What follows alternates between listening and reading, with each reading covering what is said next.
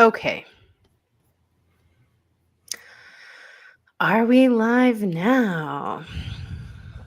Let me just see. Gotta cancel this one. All right. Live stream offline.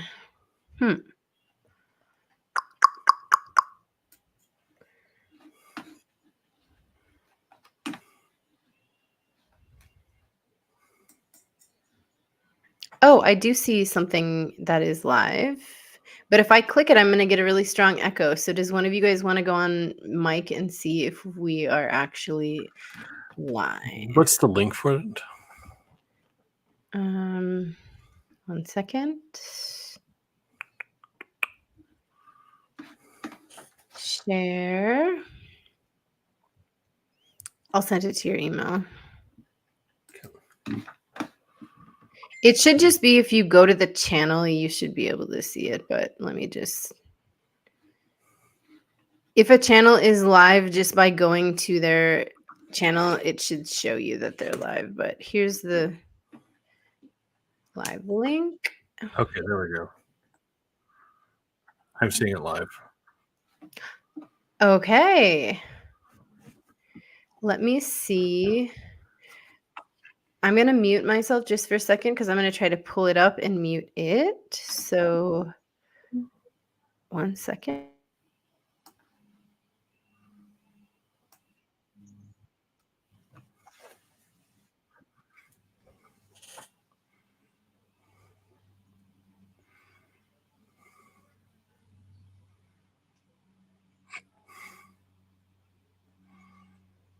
The time delay is so weird. Okay, now I can't hear Elsa. Oh, she's muted. Oh, yeah. Okay. All right, everyone. Okay, I can see we're live over there. One thing is, do you guys remember how I can see the YouTube chat when I am streaming? You are live. View on YouTube.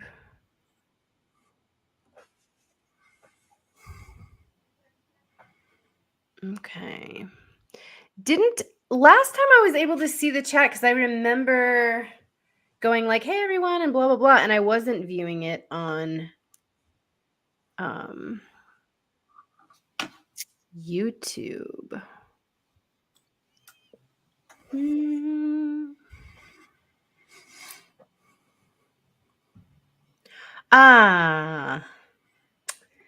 Hey, everyone. Okay. We're here. Welcome, everyone, to our very delayed live stream. Thank you so much for your patience. Yes, you are in the right place. In the first place, astrology. David. Oh, we're cute. Thank you. Star Pill live. Okay, we're here after some technical difficulties. I think we're doing good. It's our second stream, so thanks everyone for your patience and tuning in. We do have a fun night ahead of us. I'm happy to be here, but I get a little stressed when I can't just do it right. But you know what? We're practicing, so thank you all. Thank you so much. There is a little bit of a delay, but give me some ASMR. It's funny you should say that, Starpilled and David, because I had thought about doing like a Patreon deep read, like ASMR of ancient texts or something. So that would be pretty cool. All right, let us get officially started, shall we? I am here tonight. Hey, I'm Elsa. I am the host of this space, this inclusive Hellenistic astrology space and channel here on YouTube. Practicing astrologer. You can see my website down below my name. And I am here with practicing astrologers, Matt Nolan from Astrologers Encyclopedia. Hey, Matt. Hello. Good to be here. And Chris Scott from Astrologica Hermetica. Do I have that right? Yes, and it's a pleasure to be here. It is a pleasure. And thanks, everyone, for being in the chat. I hope people found us. So what I was trying to do this time is last live we had some channel members that I recognized saying like, oh, I didn't know you were going live and da da da. So this time I tried to like schedule a live so I could share it with you guys and you could put it on your calendar and you get notified when we go live. But apparently I'm gonna have to like figure that out because it's not copacetic with StreamYard. So I will continue to try to figure that out so that you guys know when we're going live. Yeah. I was just gonna say technology is evil. Oh, but it's so good because it brings us all together. But it does have a little evil streak, shall we say? I'm happy to be here tonight, and I do have some news and some things that we can do to kind of open up. But as you know, some of our let's see. Oh, where's my little thing? As you do know that our intentions have been to go live a little bit more often. Our first live was 1,000 subscribers celebration. And after that, we all had a lot of fun. So we wanted to come and do this again. I really do like the format, even though I get nervous about recording, even when I'm not live, like even when I'm sitting with friends, I have a little bit of stage fright or whatever, but I like the idea of lives. Most of my favorite streamers are live streamers. And I think it like in the chat, like having the chat aspect is really fun. So I do want to kind of curate and cultivate a space where we can go live.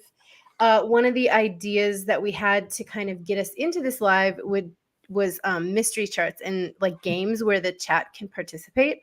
So we're going to try that tonight. I think that should be really fun. I do have some stuff I have to do in the background to get that ready. So I will kind of do that a little deeper into the stream. And then another thing that I had on the menu for tonight was we're doing a Firmicus Maternus reading group, and it's really fun. But we had an especially kind of intriguing chapter on or piece on ethics, and I've been thinking a lot about ethics and astrology. So we're going to go over that. So those are the two primary segments. Then I want to maybe do like a little Norwalk update at the end. So if people want to hear just a little more chat, and then we're going to do like a Q&A at the end. Yes, more lives as Starpill. Yes, I do want to do more lives. And then at the end, I want to do like a little Q&A. So if you are hanging out in the chat till the end, I want to do Q&A and Astro games to kind of get people wanting to come and hang out on Friday nights or kind of on weekends, like something to do in the Astro community to create more community. So what was the other thing that I was going to mention? Oh, because eventually kind of some ideas that I had were instead of just doing like a Q&A in the chat, I think it would be really fun to do a forum style because you guys can actually come in to StreamYard. So we can have people come in and make comments and questions via StreamYard. You guys wouldn't have to come in on camera. You could have, like your Zoom screen on and just like ask a question or do a little bit more interactive stuff. So I like the lives for like audience engagement so we can hang out with people on the channel, talk about a few things, have less of a formal style and get to know each other and do things that kind of encourage that. So like Q&As, Astro games, stuff like that. So that being said, we did our first stream as a celebration. And maybe you guys can help us celebrate. Maybe we can get up to another subscriber goal. So why don't we like and subscribe on your way in, if you're here. I'm sure the people that are kind of here might be already a part of the community, but please feel free to like and subscribe if you're watching this on the replay. And let's get to 2,000 subs, shall we?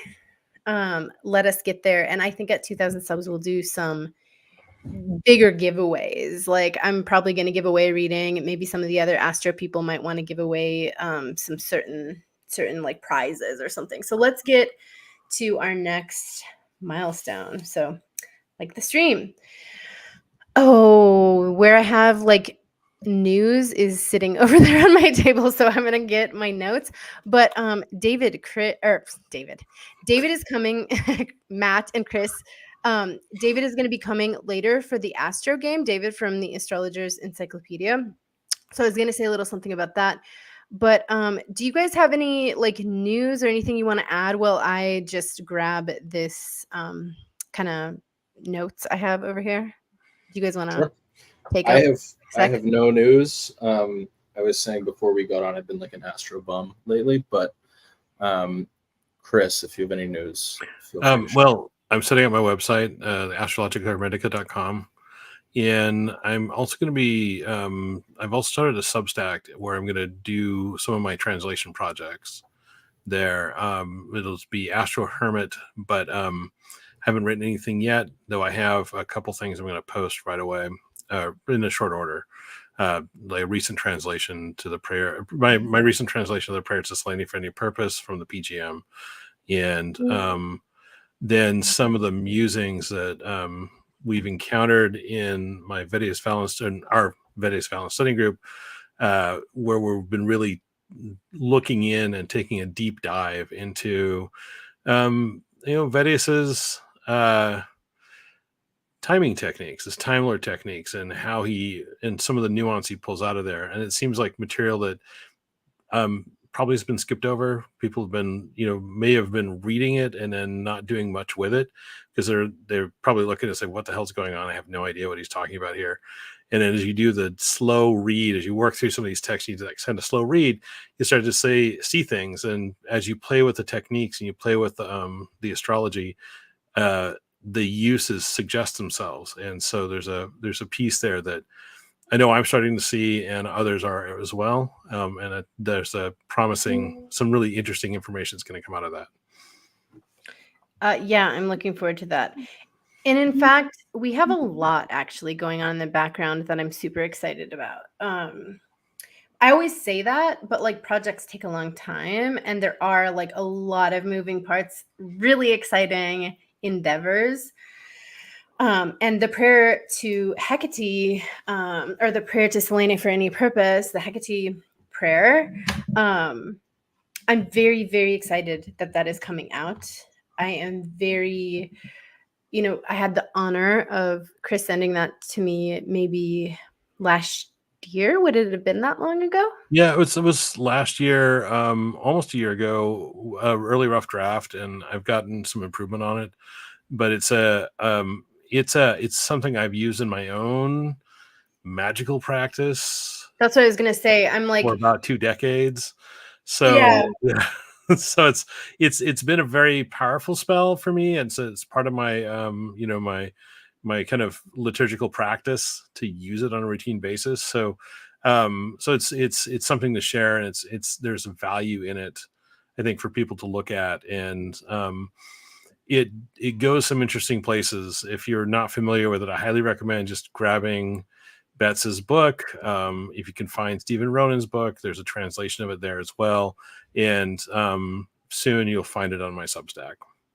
Good. I'm glad that's going to be made available for the public. Very powerful prayer.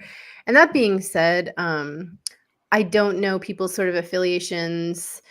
So Matt, I'm not, either going against or making you feel uncomfortable, but I want to welcome us with like a dedication to the goddess, because thank you for sharing that news. And it's been, even your rough draft has been really powerful for me to use in my own prayers and practices.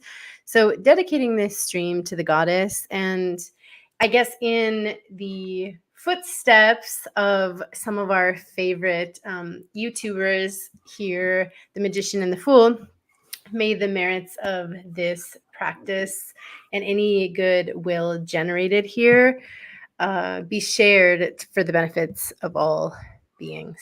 So with that, what other news do we have?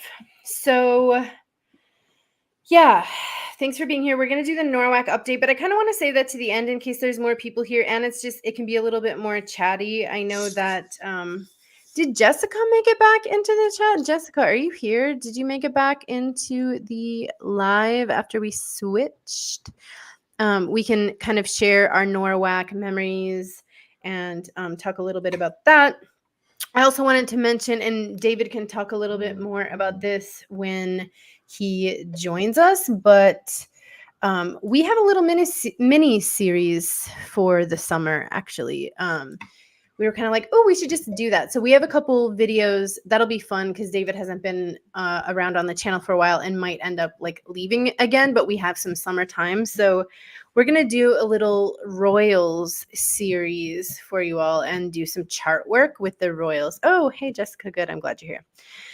So woman royals in history, and I'll let David talk to you a little bit more about that. That'll be fun. And then I want to test some kind of new possibilities over the summer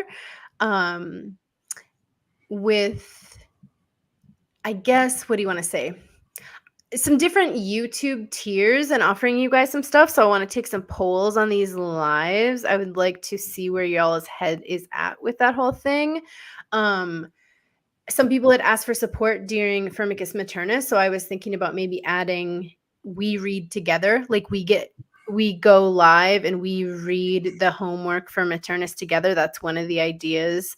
We also were thinking about a tier for maybe some charts that are a little bit, I have a name for it. I don't want to announce the name right now because I'm not settled on it, but looking at some charts that are a little bit more difficult and I probably wouldn't want to bring forward on a regular live, that I might put behind a paywall, some events that are a little bit more tragic or something like this, which I think with people being so into true crime, people might like that. So we'll do a poll seeing where people are at with that.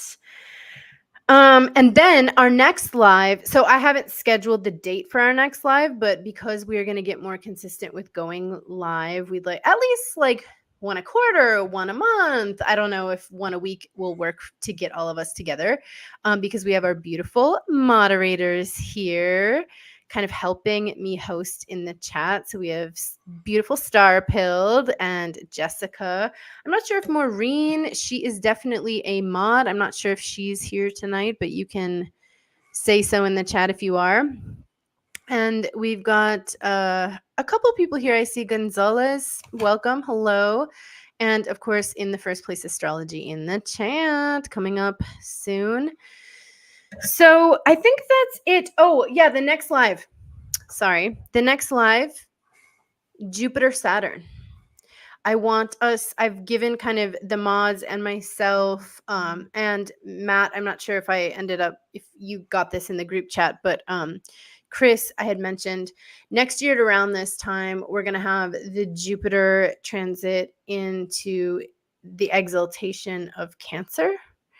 And at that same time, we will have Saturn transiting into Aries. And they will square each other. It's fall. And they will square each other when they do so. And they enter it around the same time. So it'll be like this big sort of like 1 to 2 degrees, like burst of the slower moving planets in a huge dignity change for both of them and in square. So it's funny because when you think about the square, correct me if I'm wrong about this, I might make myself a total fool, but no, Saturn will have this dominating square over Jupiter, so the fallen Saturn will be afflicting the exalted Jupiter. And it's quite an interesting topic. So I want to devote a whole live to it. And by the way, I hope the sun doesn't kind of go crazy and blaze on me. This is we're moving towards the summer solstice and I'm going to have to figure out lighting because the sun is like dead in front of me and I'm trying to block it out. So hopefully this lasts. But yes, as the summer comes on, I'm thinking about this summer, telling all my clients, Jupiter's dignity loss moving out of Taurus and into Gemini.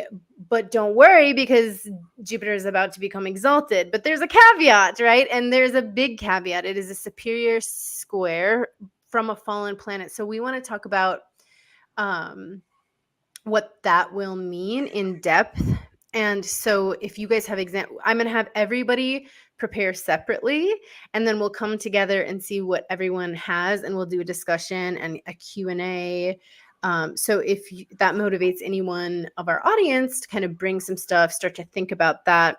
It happens next year at around this time. It's a summer, early summer kind of transit. So that will be our next live, which I'll work on scheduling better. I think Matt had mentioned, and you're right, that maybe I can't schedule it through YouTube. I have to schedule it through StreamYard, or maybe I have to do a paid service on StreamYard in order to schedule the lives.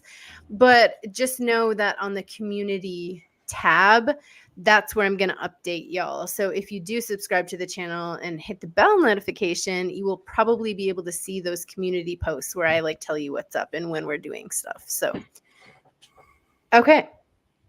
News. How y'all feeling? Awesome. Good. Good. So how's the chat feeling? David should be knighted for his royalty knowledge. Agreed. David's royal charts and examples are vast and fun. I have a delay. Is the chat dead? What's happening here? I don't know. Oh,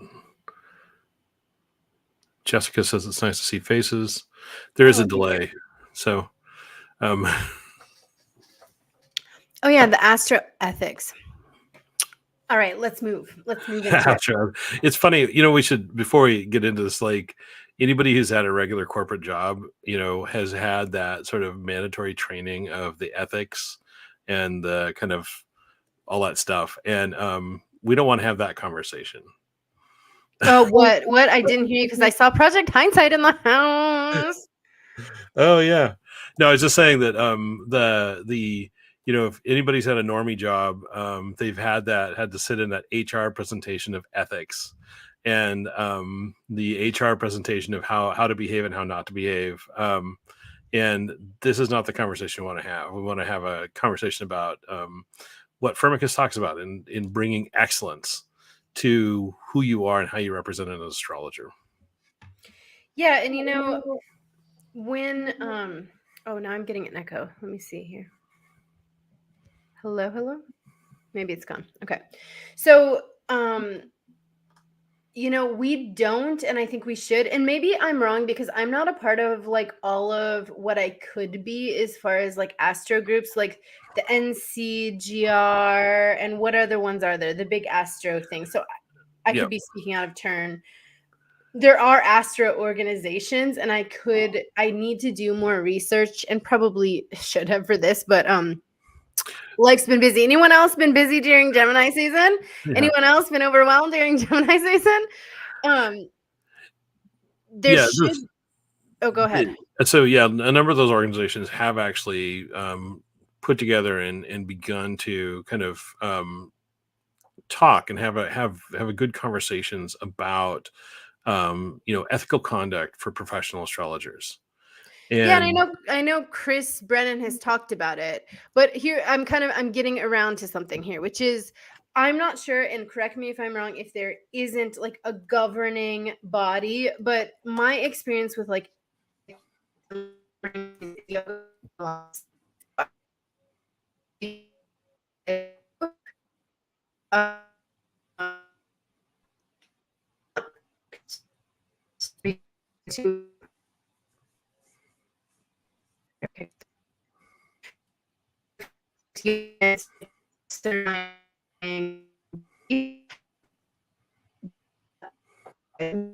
think you're breaking up. I don't know if that's me. Weirdly enough, it's not me this time.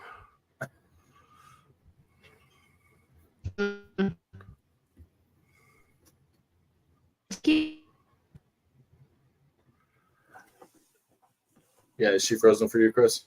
Yeah. Normally that's me. Like, oh, there we go. We're getting her back. Yeah. Oh no. Okay. Well, she'll be back. She's you go back. Take it away, Chris. So yeah, I know there are some. I know a number of the larger associations are working on the ethics and setting up standards for what's considered ethical, appropriate professional behavior for astrologers. And I think tonight's conversation isn't really in that line. It's really in line of kind of what we were seeing when we were reading Firmicus Maternus. This is in book 1, where he basically lays out this idea of conduct, like what is good conduct for an astrologer. Book 2, no? Oh, sorry, book 2. Yeah, sorry. End of book 2. End of book 2, yeah. And if you're using the Dyke's translation, Ben's translation here, it's going to be starting on page 151 for those who have their book. And it's interesting because he does set out this idea of conduct, and it's like useful. It's more than just simply how do you be an ethically correct astrologer, but it's very useful and kind of spiritual guidance, really. And with that, I'm going to turn it back over to Elsa because she's resumed back into the field. And you are muted. Am I out of robot mode? Yes. Okay. Yeah. Welcome back. Thank you. I don't know what's going on. The internet showed stable the entire time, but we are having like quite a bit of wind and different kind of like weather patterns. So I don't know. I blame the solar storm. Yeah, it definitely could be. So ethics. Oh yeah, Elsa. Okay, I'm back. All right. So ethics. Yes, Maternus is setting out like, how astrologers should act or whatever, or like spiritually. And I don't want it to come across as like some like hand of like act like this or like we should be doing this. But instead, I was talking about Yoga Alliance, which is like the yoga certifying body. And although not perfect, there is one where a lot of yoga teachers really aren't taken seriously if they don't have like the basic minimum standard of like a Yoga Alliance teacher training, right? Like most studios will at least go through it. It's not perfect, but you go through it. And in it, you're taught, what is appropriate teaching skills, what is appropriate touch, because you can be, giving physical adjustments, what is appropriate conduct, and just kind of like yogic skills for teachers, right? With the yogic principles of right speech and right action and stuff like this. And so Yoga Alliance does a decent job giving a bare minimum standard to that people can, you sign up for it, you don't have to do it, but people take you seriously if you do. And it's kind of agreed upon certifying body that just ensures that people are on the same page when it comes to code of conduct and ethics. And so I was thinking about Yoga Alliance and everything that they the kind of like what do you want to say, the ideas that would, or the people that would like naysay those ideas, like, oh, Yoga Alliance, it doesn't mean much anymore, but yet everyone would go through it, almost like a basic course in college or something, right? Everyone does their 2 years or something like this. It's got like a basic standard of like getting your feet wet in the yoga world, and you can practice yoga without it, but a lot of people will want you to have it. At least that is a basic standard. Yeah, and I know that NCGR has been working on that, and I believe OPA has also been doing that as well. Yeah, and I think our community is at that point, right? And people have been talking about it. So then that got me thinking, like in my private life. So then I started making a code of conduct, because like the first time we went live, I was like, you know what? I should have like a code of conduct for the people that come on the channel, and I should have a code of conduct for the channel and for the chat and all this, like be nice, no bullying, be welcoming, like that kind of a vibe. And so it just got me thinking when we came across this with Firmicus, like all these conversations that we've had in the astrology world, and some of the big guys like trying to get this code of conduct, like work our way around it. And I know we've heard from our teachers in the past touch on this topic, but I thought since we're a new channel and we're starting to go live, and I'm working up and whipping up my own little code of conduct that I might have available on my website once I kind of am finished with it for other people to use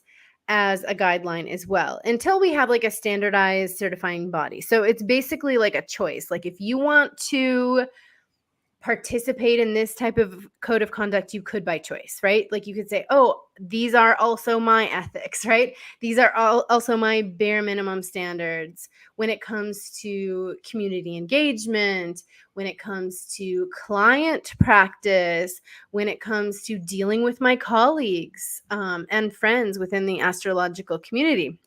And I was already kind of juiced up about that. And then Firmicus spoke of it, and I was like, okay, let's talk about this. As the channel is still super small and we're going live, like I want it to be a super inclusive, like safe space for everyone. And I was like, oh, this will open up the conversation to hear that it was a conversation even back then, right?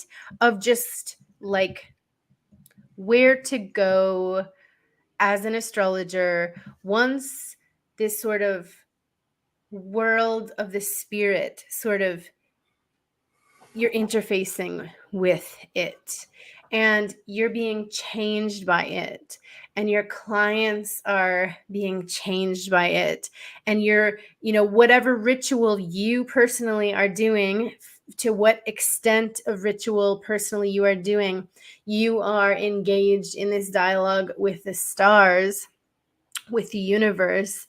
And Firmicus speaks to, if in fact we are doing that, if in fact we are changed and gifted through this communication with the spirit, with the cosmos, and if in fact we are engaged with our fellow practitioner of the art, like a client or a querent, what is our obligation to the gods and to each other, if any obligation, right? And so I thought Firmicus, for all intents and purposes, did a pretty good job at talking about that. And who am I to judge the ancients or whatever? Like, he did a good job. But there were some inspiring pieces, and I was like, let's use this as a launch point to talk about these topics, because like I do have a guest that might be coming on, and we might do a panel on like fate and free will and astrology, and going live and having a chat. Like when I was trying to let my beautiful moderators, Star Pill, Jessica, and whoever else is a mod here in the chat, what does it mean to be a moderator, right? When do we kick out a bully? What's proper conduct? What's not, right? Like, can how sassy can we be before it's bullying, right? So all of these kind of questions were coming up anyway. So I wanted to hear from Firmicus, and I think it does we kick out the baddies. Yeah, because we want people to be able to express themselves, and then we also want a safe space for everyone to be here where they don't feel like, oh, I probably shouldn't speak, or that person's gonna like clap back at me or something, so where is that? Where is a dialogue with our colleagues turn into feelings or harsh words or harsh, like how can we best conduct ourselves in this space? And I think it becomes important not only because we're doing lives, but we're gonna talk about magic and ritual, and we're honoring the goddess, and we're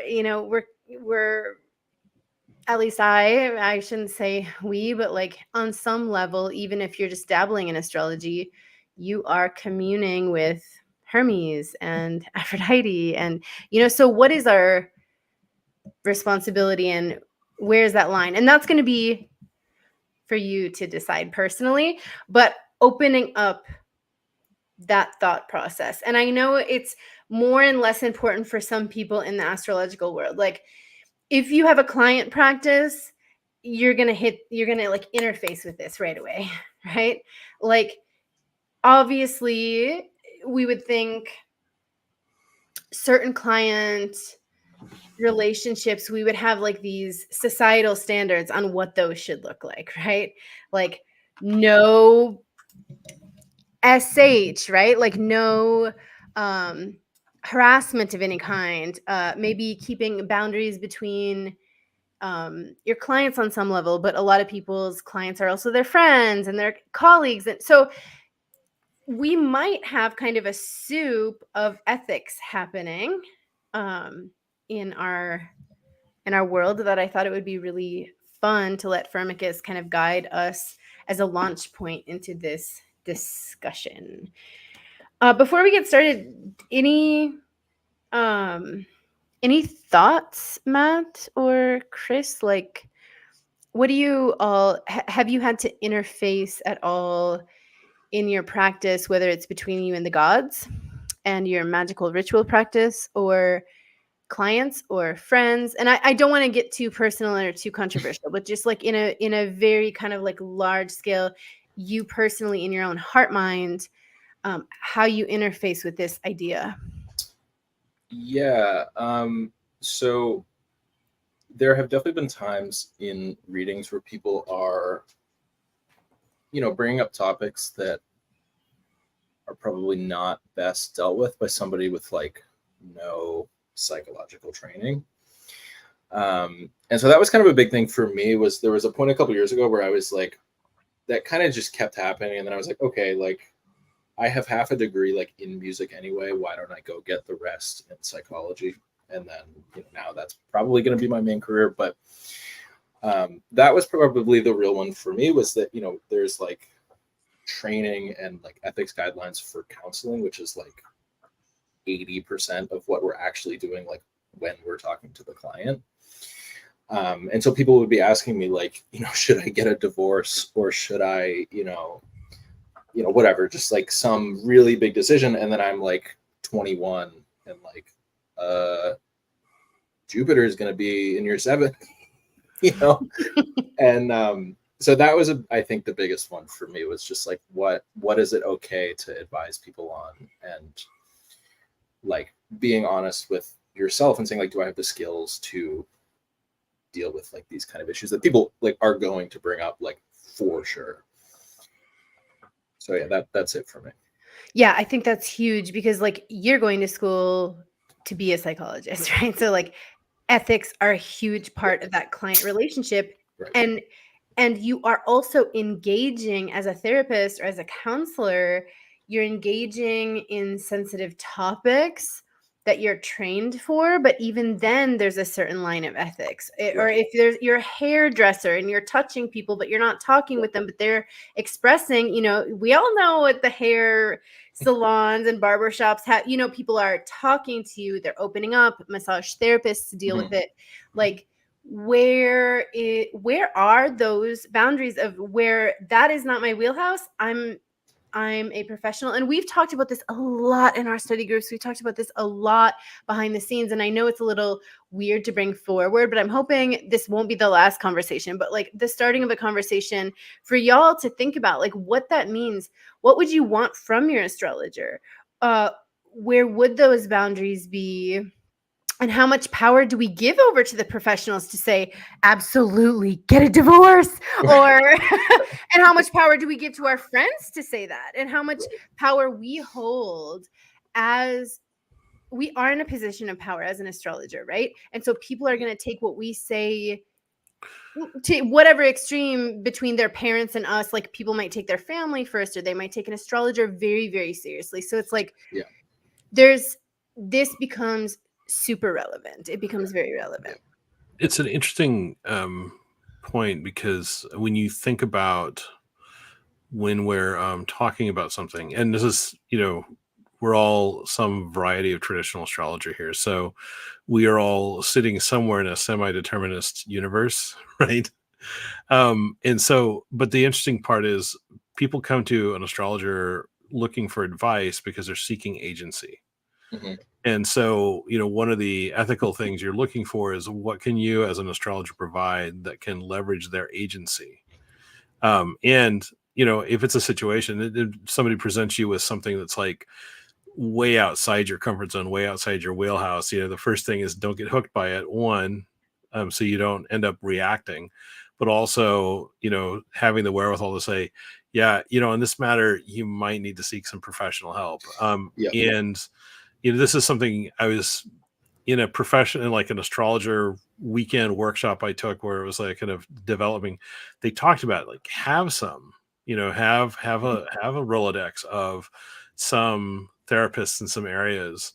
So if somebody comes up with an issue and it's like, yeah, that's outside of my comfort zone.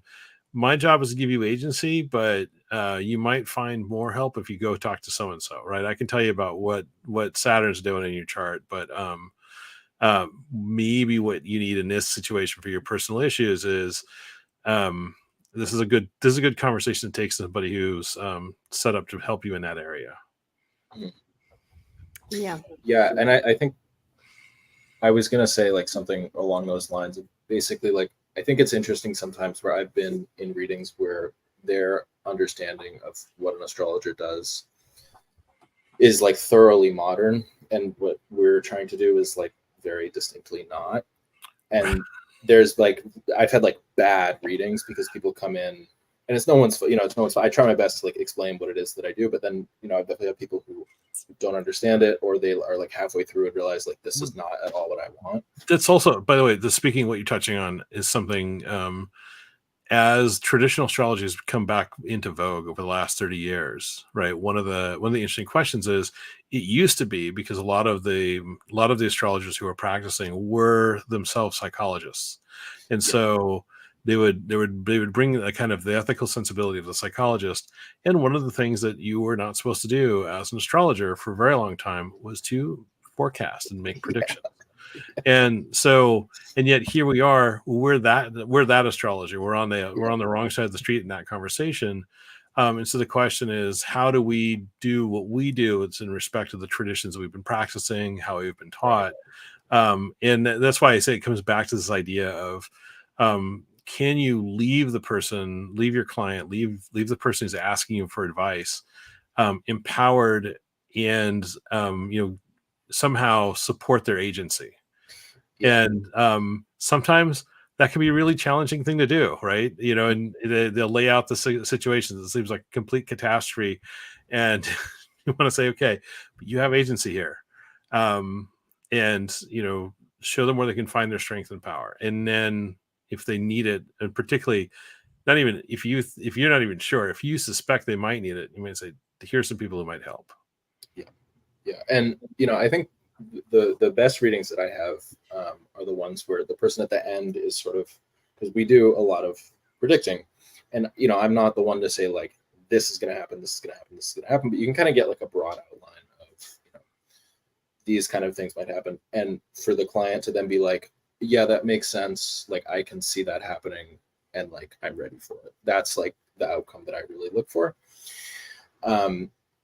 And so it definitely like there's a point where astrologers are not prepared to counsel, I think is my main point, in a way that sometimes people like need in those moments or expect. And so that's like the main, I think, issue that I've found. Yeah.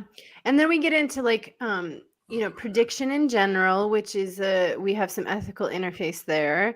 Mhm. And then we have each astrologer is going to be different, and they're going to have varying degrees of how much their personality shines through, and then how much their opinions come into play. Obviously, we can't rid ourselves of our own biases, but there's some astrologers that are going to be dedicated to refraining their biases as much as possible. And there's probably astrologers that are going to lead with them, with their own sort of worldview, right?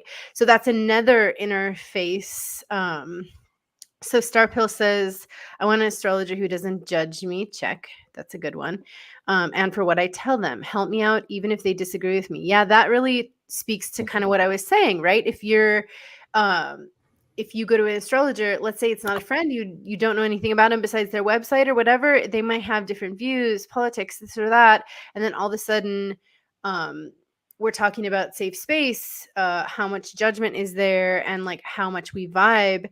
And if someone, the position of power, if someone is desperate, they're going to be like just going to anyone. And then they're going to maybe have an experience where they're not as aligned with their astrologer on a personality level or on a, worldview level, which also can be a bad experience. Right.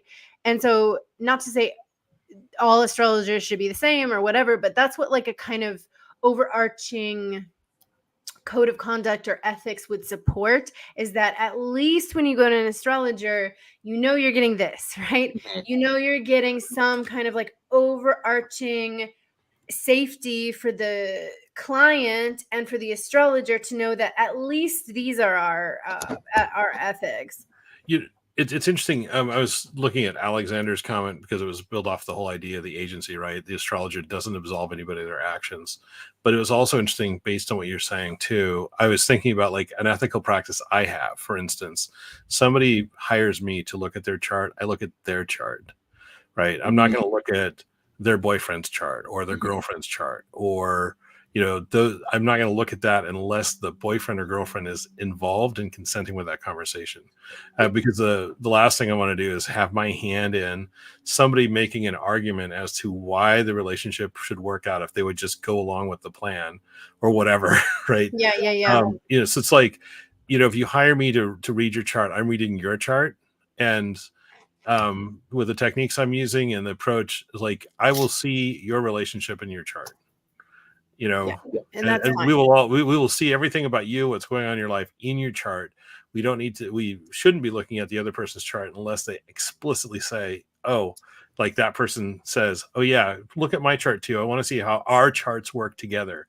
And, so that's one of those things. And it's a, like an ethical standard. It's a standard I kind of came to myself when I was presented with that opportunity. It's like, yeah, no, I'm not going to do that. That's not going to happen. Yeah, same. And I mean, I think some of these will come up, right? Like, and I would like us to continue these conversations, and we can go ahead and tell you where we stand on things. And obviously, I want it to be a launch point from Firmicus as well. But I too will not look at anybody's chart without explicit, explicit. The person who's charted this has to ask you. Yeah, like if you want me to look at your boyfriend's chart, you need to get permission from your boyfriend before your boyfriend has to show up and talk to me. And say, your boyfriend has to know like what he's agreeing to. I have to talk to the boyfriend. So yeah, I think that's important. And I even go as far as I have some ethical standards around children's charts that are kind of nuanced. So there's that, because a baby, of course, a baby didn't consent to be born or to have its chart looked at. So there's that whole thing. So we can talk about that. And that's an interesting topic. And then, once a child,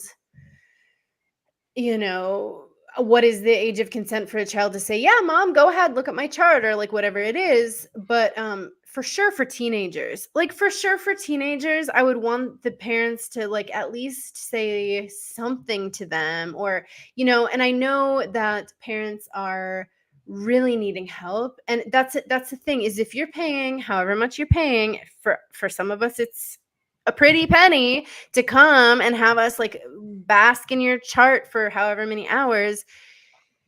You're coming for help. I mean, some people come for fun and for personal growth and development and all of that, but a lot of people are seeking refuge. They're seeking advice because they're going through something difficult. And if it is with another person or a child, I don't think that parents shouldn't seek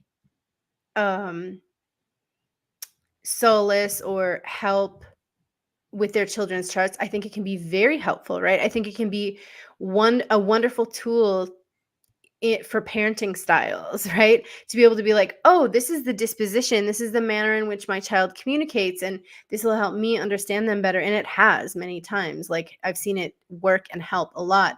But there are, you guys see what a knot we have with some of these.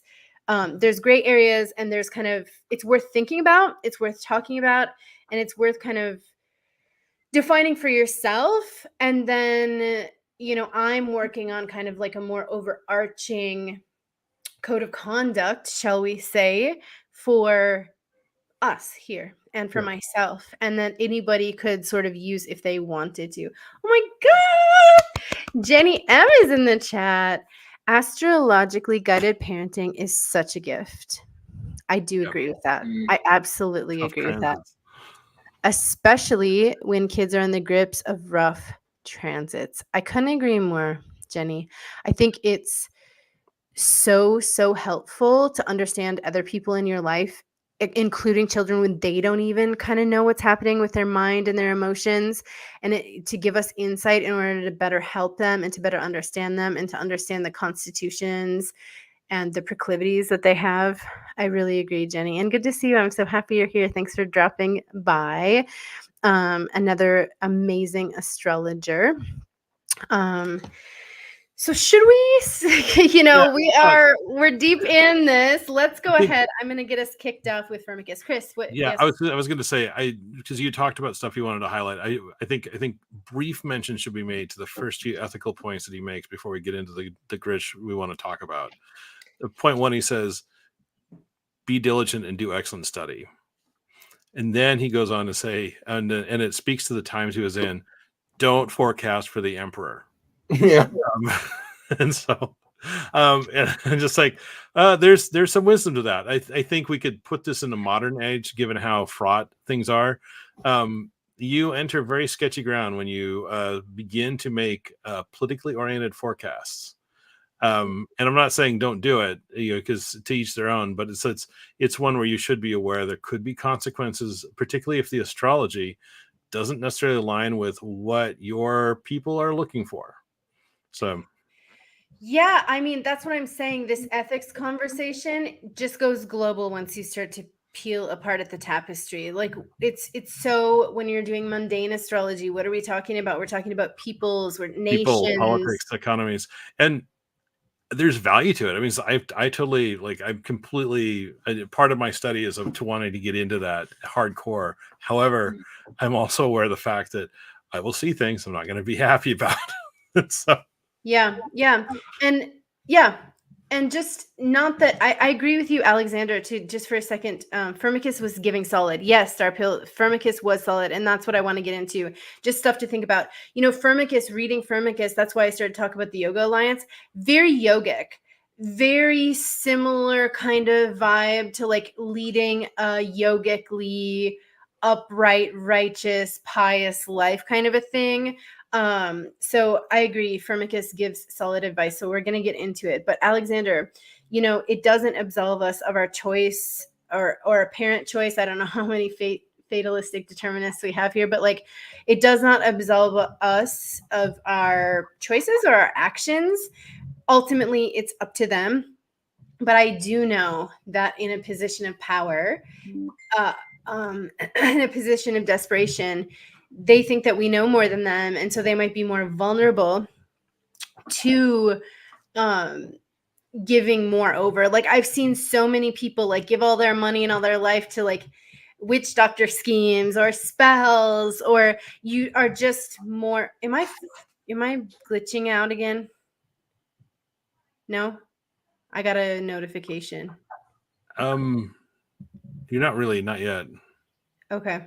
I was just frozen for a while. I think I'm back now. Okay. All right, cool. But I also got like a thing. So maybe it tells me if you guys are a little unstable too. But yes, people are responsible for their own like thing. But a lot of times they might not know that. And they give us a lot of their, because they kind of want guidance. Guidance is like, I don't know what to do. I can't decide. You decide. You tell me. And so that's kind of, it gets a little sketchy, but I do agree with you, Alexander. Like, it is on the person. We're all adults. It's on them. They can't just like get a palm reading or a tarot reading or an astro reading and just be like, this is it.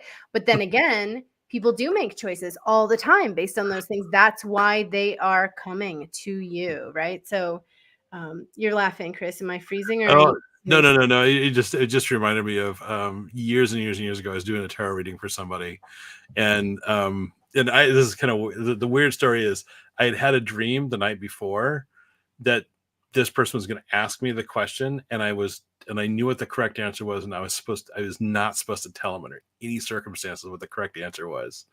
And so we laid out the cards, and I looked at the cards, and it was a choice between a card of supreme virtue and the card of the 6 of cups. And I looked at him and I thought, I don't have to tell him anything. And I looked at him and said, the choice should be obvious. And he looked at the wrong card. And then it was like, I guess that's how it's supposed to go.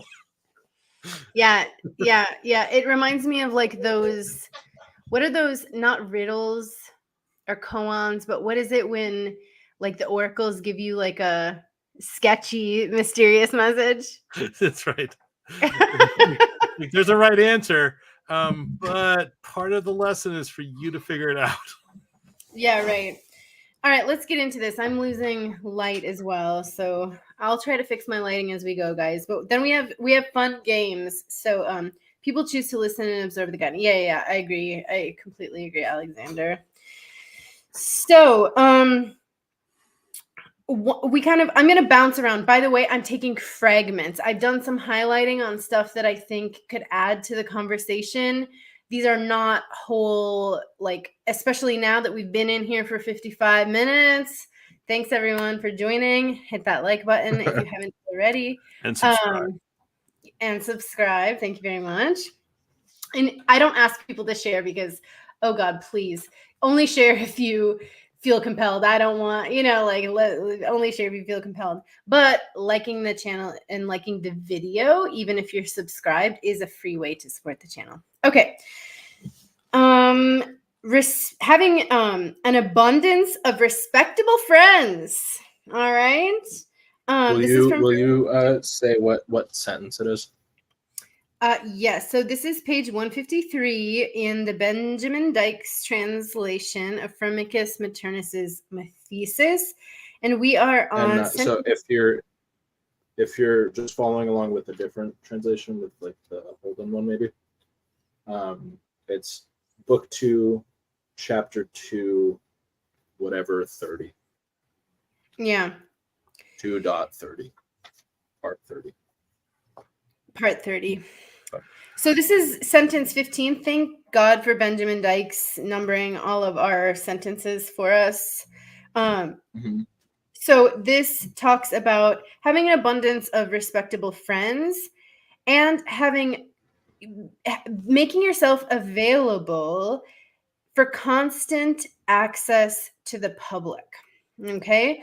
So this was huge for me. As a lot of you know, I've mentioned in some of my videos, the people that tune into the channel are going to remember that I credit one of my friends for pushing me into this by saying, you owe it to people to not be private. If you're being private, you're being greedy. Okay. You have a lot of gifts to share, and by just sprinkling them to those that you choose, you're holding in the blessings that the universe has bestowed upon you, and you have a duty to share them and become available. And it was powerful, and it inspired me to get out here and make this space on YouTube. Yeah, actually, to support that, in addition, not only like withholding, but also, the whole phrase, the housewife stuff and all that business. But really what he's saying is be engaged in your community, right? Be a part of the community that you're in. Don't sit there and wall yourself off and hide out in your, ivory tower of astrology or whatever. But, go out and be a presence to the community, and be engaged, literally be part of the people. And by being part of the people, you can actually really allow your light to shine in a way. Not just simply that people know, hey, I can go to you for advice, but rather you actually get directly involved with how what it is to be engaged in this thing called life.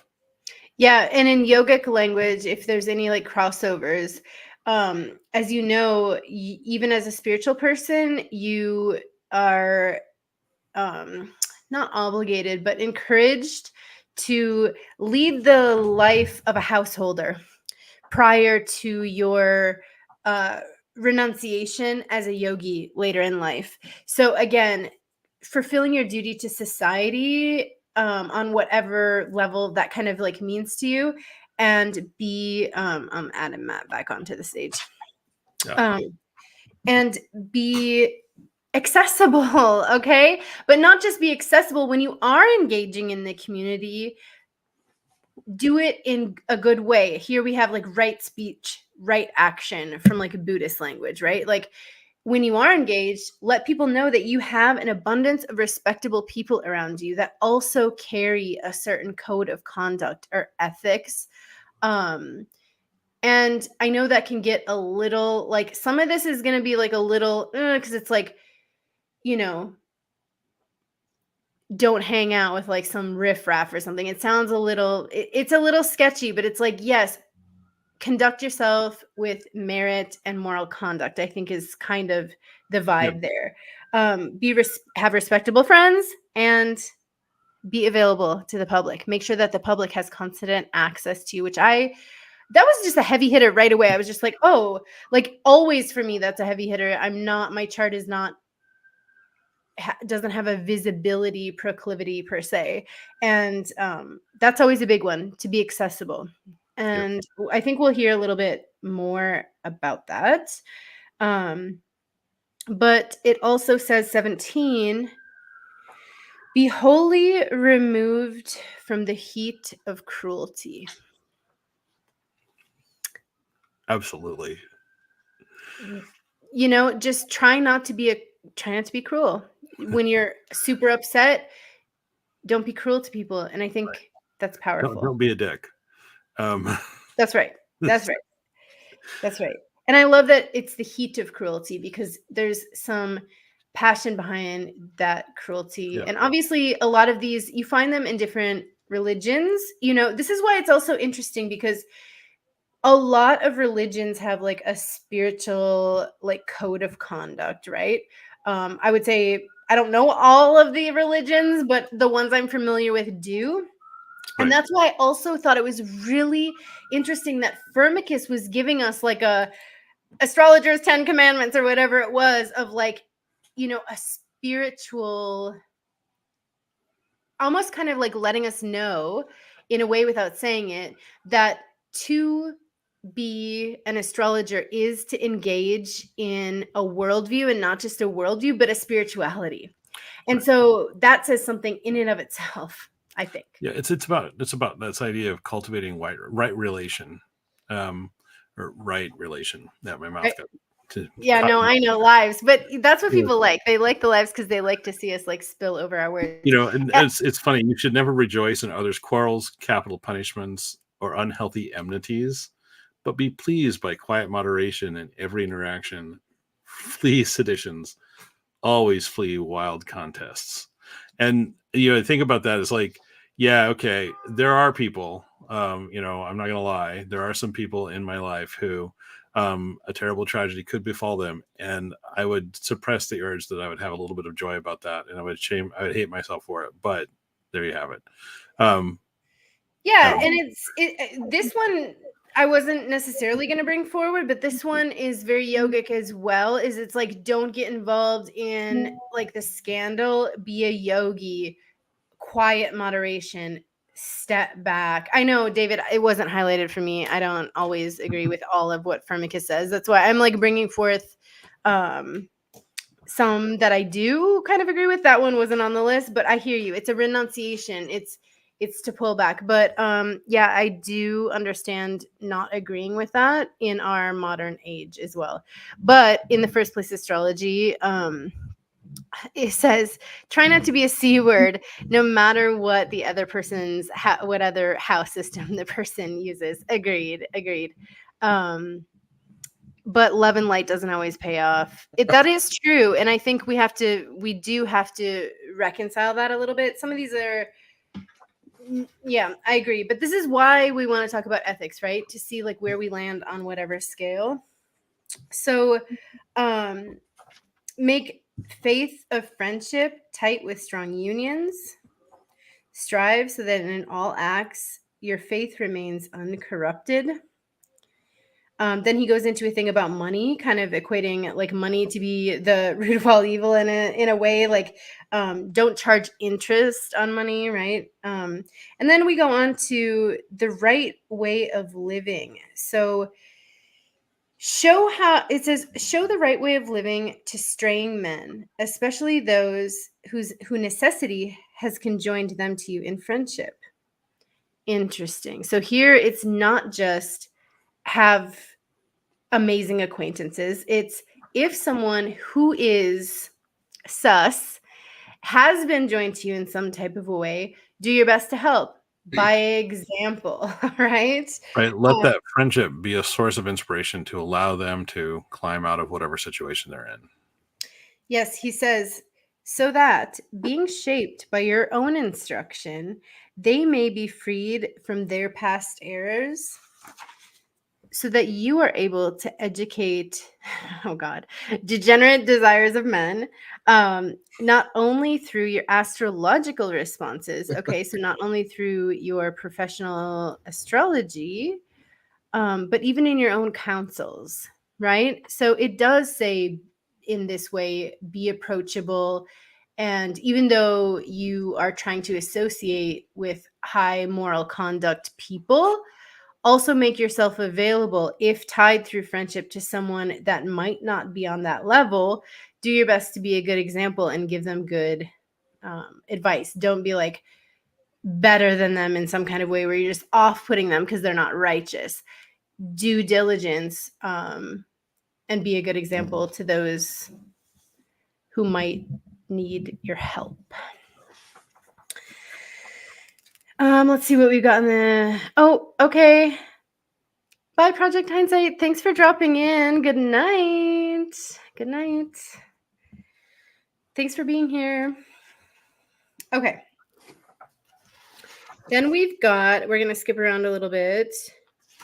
So this one I thought was really interesting. He doesn't want us to explicate the vices of men or be very open about them when dealing with nativities.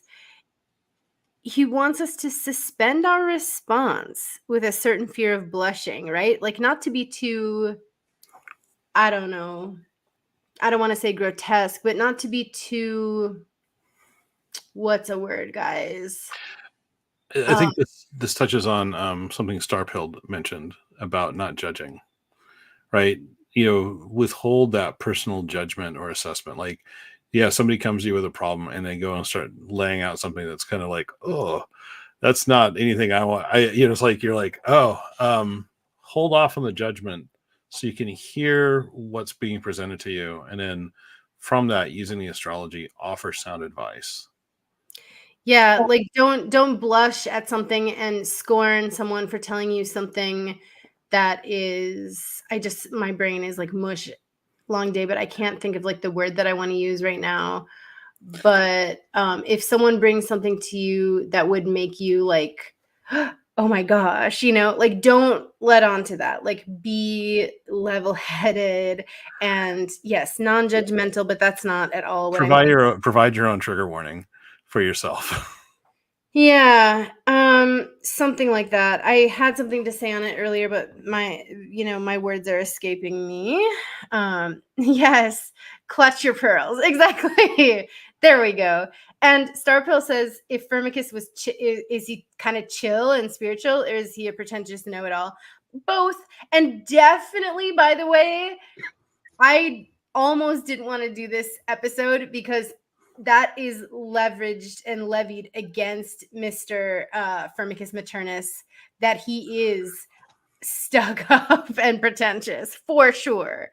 Probs the latter. Yeah, exactly, Alex. Clutch your pearls. Nice one. Yeah, that's exactly it. Always disassociate yourself from spectacles.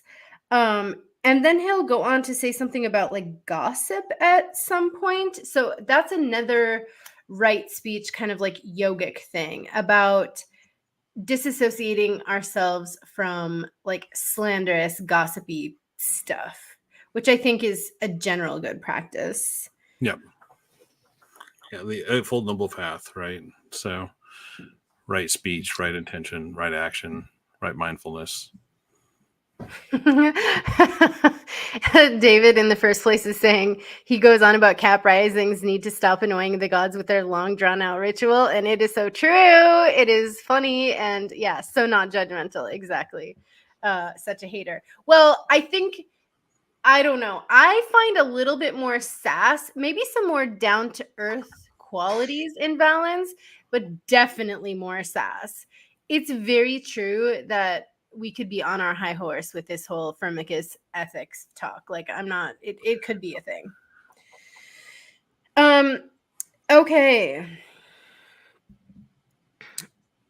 Adorn your mind with these ornaments and protections of virtue. Secure courage of mind as you come to these texts.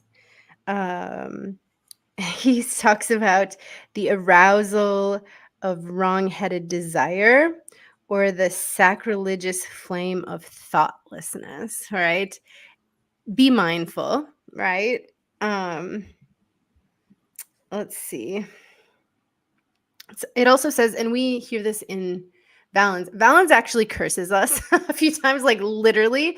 So this is a little bit lighter than that. But he does say that we should not hand over the sacred mysteries of this religion, calling it a religion. That could be a translation, but we don't have a note from Ben. So at the time, he's considering it a religion. So don't hand over the mysteries of this religion to straying desires of mind, for it's not right that degenerate minds of men should be initiated into divine practices. So again, this is kind of like make this practice sacred, I guess, and conduct yourself as though you are. He will talk later about like if you're an astrologer, you're considered a priest. And I think that comes from like the Egyptian tradition of like you're doing sacred ritual if you're doing astrology. So this was considered priestly duty and that you should conduct yourself as such. Do you guys have notes? I'm going to quick open my shade, try to bring in a little more light onto my camera view. You guys want to take it away? Yeah, I've been like glitching out like half of this time. But am I frozen still, or is Christopher frozen? I can't tell if Chris is frozen. I think, but you can hear. I'm not frozen. No, you're not frozen. Okay. You're not. I think it was me. Okay, that was you guys. Tonight we're glitching out. Come on, Mercury my and Wi-Fi Gemini. has been so bad. That's right. But What's just up? like to echo what Elsa said, I think the basis of it is to do it with good intentions. Did she leave or did she glitched out? I think she No, left. I did glitch out. Okay, I took myself off screen to shut my Okay. But you know, like we kind of kicked this off talking about how when someone comes to you for a reading, you are in a position of power, right? Where they're going to take your words with a kind of weight that they wouldn't give to, you know, someone. It's like you have access to like special information. And so that is like really easy to abuse if you're not kind of right within yourself. Yeah, I totally agree. Absolutely. It's kind of the, you know, the astrologers, the tarot readers, the personal psychics, the people that you go see for material. They've largely, you know, over the last several millennia with the closure of the great oracles, right? You know, and the whatnot, they're the people we can go to for that advice. And a part of it is one of the reasons why this field actually, you know, to be perfectly honest, has a little bit of tarnish to it. Has to do with the fact that, you know, we do have our share of rogues and frauds and, you know, people who will abuse that. And so, Right. you know, part of what we're doing is to, you know, it's interesting. I really struggle with this myself. This idea of like restoring the respectability of the art, but it's restoring the respectability of the art. You know, in a more nuanced, I have a more nuanced take on that than what we're talking about. But it's one of the pieces we're talking about really is this idea of somebody's coming to you and you're delivering a message from the cosmos. And you have a kind of a duty, an obligation, a duty, a principal calling to take that information that's been presented to you, communicate in a way that actually uplifts and empowers the person who's seeking your advice. Mhm. Yeah, and like he specifically mentions like money a few times. Like he says, can't remember where it was. Yeah, the Like the taking net, debt. like never charging interest on money. Like don't let money be like a temptation. And then in the same thing, he says, be accessible to people, be accessible to the public, but don't like seek out controversy and don't like, adorn yourself with like fame, right? So it's really Again, easy to be like coming, have someone come to you and be like, oh my God, this really horrible thing is going to happen to you. Like I can help you for $300 or more. You know what I mean? It's really easy to do that for like with certain people. for some, yeah. And It goes back to that sacred priestly duty. Like they are taking it as a serious sacred thing. And maybe I am on a high horse, but 20 years in yoga, you do kind of get that. Like there is that in yoga also, right? Like right. not like abstaining from money and greed and right speech and right action, and like all of that. And maybe that's a little much for modern astrologers, but maybe it isn't, And I mean the point isn't like don't charge money, but don't charge exorbitant fees and make yourself like a multimillionaire. And it also has to do with like, let them pay right now what they're gonna pay. Don't add interest. And I think that's because that's right speech and right action. No matter what you need for your time and your consideration, that's the end of it, right? And let people. I think this has to do with what now we would call like transparency practices with payments, right? Like being transparent. Let me read the chat, and we're almost done with this Firmicus piece, and then we're going to go on to the mystery chart stuff. I kind of have, and that's going to be really fun. I really hope some of you astrologers can stay and guess in the chat. And I'd like to bring on, like Jenny, you would be more than welcome to come on for mystery charts. People can come on if we know them off camera, maybe. We'll see about that. But in the chat, please guess. These mystery chart things will be fun. Jenny says, this type of advice also shows up in the medieval Islamic physicians. And I think it goes back to Galen. We should look it up sometime. Yeah, let's do it I'll look into that for the next episode. And everybody's agreeing. Everybody in the chat, in the first place, astrology and star pilled. Oh, I forgot that I can like add you guys. I forgot. I should be doing this. This is so fun. I forgot that I can put you guys up on the screen. Awesome. Sorry, guys. But this will be good for mystery charts, though. When people do their guesses, we'll put them up and stuff. I've been slacking on my duties. All right, so be pure and chaste. Okay, blah blah blah. Okay, so we want to we bear ourselves as one who purged. Wait a minute, and mindful of divine seed, undertake the workup. Blah blah blah. Okay. So this is back again talking about divine. So the divine may hand down, and I'm sorry, Matt, this is 31, page 154, sentence 31. So that the divine may hand down the knowledge to you, and so it can enter your mind with a concealed prophetic majesty. The undefiled knowledge. Yeah. Can you? We can't. Can you read that? Can you read that passage actually for me? Okay, so so that the divine may hand down the undefiled knowledge to you and into your mind with concealed prophetic majesty, so that having attained the true science of divinity in determining the fates of men, and in explicating the course of life, you may be instructed not only by readings, but through the very judgments of your mind. So more may be conferred upon you by the divinity of your mind than by your mastery of readings. And by readings, he means books. I think he's actually also saying like it's like you get a little bit more when you get practice and you kind of open your oracular space. Mhm. You get a little bit more from looking at the chart than just simply saying, "Oh, I see that your Mars is afflicted." I think it's both as well, and we could Yeah, look into and- because it's like you're not just reading books and memorizing facts, and you're also not just like reading out the chart, right? You're in communion with the divine mind in this sentence, right?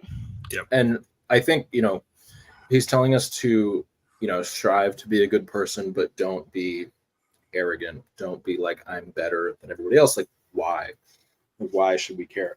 Because it's really easy to do like fun tricks with astrology, but the really, really like useful, beautiful part of it is the fact that it's like information that is coming through you to who's sitting in front of you. It's not like your invention. It's something that you are able to discern and deliver. Right. Yeah. And like with yoga, they talk about like purifying your vessel. And I think that's a little bit of what in the first place astrology David is saying is like being a pure, I hate the purity culture, but like being a receptive, that's much better. Being a receptive conduit for the divine, and then also making yourself approachable and down to earth enough to where you're not like, ew, gross or whatever, like nasty, like so that you can just be like, okay, yeah, that I get that. Like that doesn't make me, sort of look away, and we can talk about that, and I can be available to you while also having priestly conduct and making yourself available to the gods in a way that they can find you a suitable companion to move forward in this beautiful practice. Yeah, a suitable vessel. A suitable vessel. That's right. Yeah. Sorry. Yeah, and it's I don't mean to laugh, but yeah. And it's never forgetting that like you and the clients are people, right? We're not divine beings. Like we all have flaws. Like that's nothing to clutch our pearls at, right? Yeah. So you guys want to do like a little interlude? I'm kind of doing some background stuff, pulling up what is to come next. I'm looking for my mystery chart because everything crashed before we came and la la la. So, it's not going to be smooth. Let me see if I can find it quick. I was going to say, this has been a really smooth technical experience. This has been great. I wonder why with, solar flares, Chris threw out there. Yeah, I have no idea why. I'm in like the far corner of my house from my Wi-Fi. I just say my Wi-Fi. I know my computer and my Wi-Fi is a little bit compromised, particularly if the television goes on downstairs. So and it's always on. So yeah, but yeah, I think a brief little break so I can refill my water. Yeah, I was gonna do. Okay, this is an actual thing. I was going to have a screen saver for like our interludes, like intermissions or whatever, because I can play like music and I can have screensavers and like all of that. I just don't know how to do it right now. Yes, in the first place, you should come in. Yeah, David should come in. Chris, you go fill your water. And then we should. It would be great if we had like mystery chart like theme music. I've got some things. Hopefully this is gonna get smoother over time. But intermission, guys, go. Go to use the restroom, get your water, coffee, water, tea, whatever you're drinking. Yes, you can come in, David, and you guys. I'll take you down. Actually, I'll take you both down, and I might take myself down, but I don't know what that is going to look like. Oh yeah, chaos. Maybe it's Gemini season. I just would have thought with Mercury dignified in Gemini, and I know we've got some other things going on, but I thought it would help. We don't have a Mercury retrograde. Let me know in the first place if you have the link. It was sent to your email. I will try to send it to you. Actually, I'm just going to put it in the chat. This is only for in the first place astrology, so please don't click the link unless you are planning on coming up for the mystery chart. This is actually good to try because if we do have a call-in show, this is how we will do it. So what's everyone sipping on tonight? I am coffee, water, tea. Maybe not coffee at this point. I'm looking at the most glorious Jupiterian looking sunset with, the clouds that are all pink and purple and beautiful. I wonder if someone is trying to get a hold of me for this. Let me check my phone. There's a lot of things I'm managing in the stream. I'm going to wait to mess around with the mystery chart since I'm the only one on camera right now. I am drinking butterfly pea flower tea, but cold. So I'll make the butterfly pea flower tea and then I'll put lemon. So it makes it a little bit more purple than blue. Sometimes I'll put ice. Tonight I don't have ice, but I'll put a little lemon. Sometimes I'll put a little, I don't know what people think of stevia leaf. Some people think it's gross. I do the unrefined stevia leaf if I want a little sweetness, but it's like a lemon water with a little extra flair. Butterfly pea flower tea doesn't have a super strong taste, but I like it for the color. It feels medicinal, and it definitely has medicinal properties if you believe in such things, which I do. So a tea bag of Earl Grey. You ran out of your good teas. Now I know what that's like. Just so you know, in the first place, astrology, when you click that link, you won't come directly into the room. There's like a back room, so I can like let people in and out as they come in.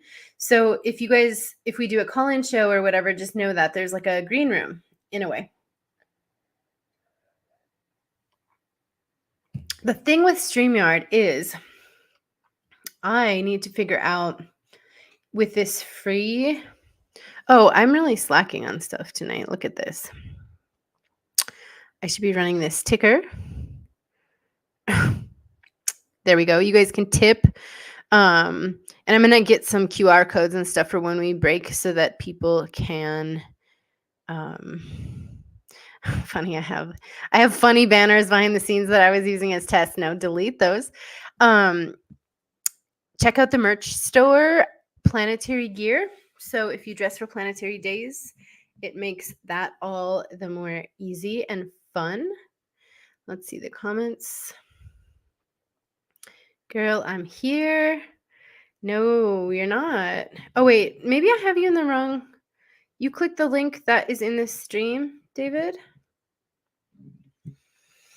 I should be able to see you in the background.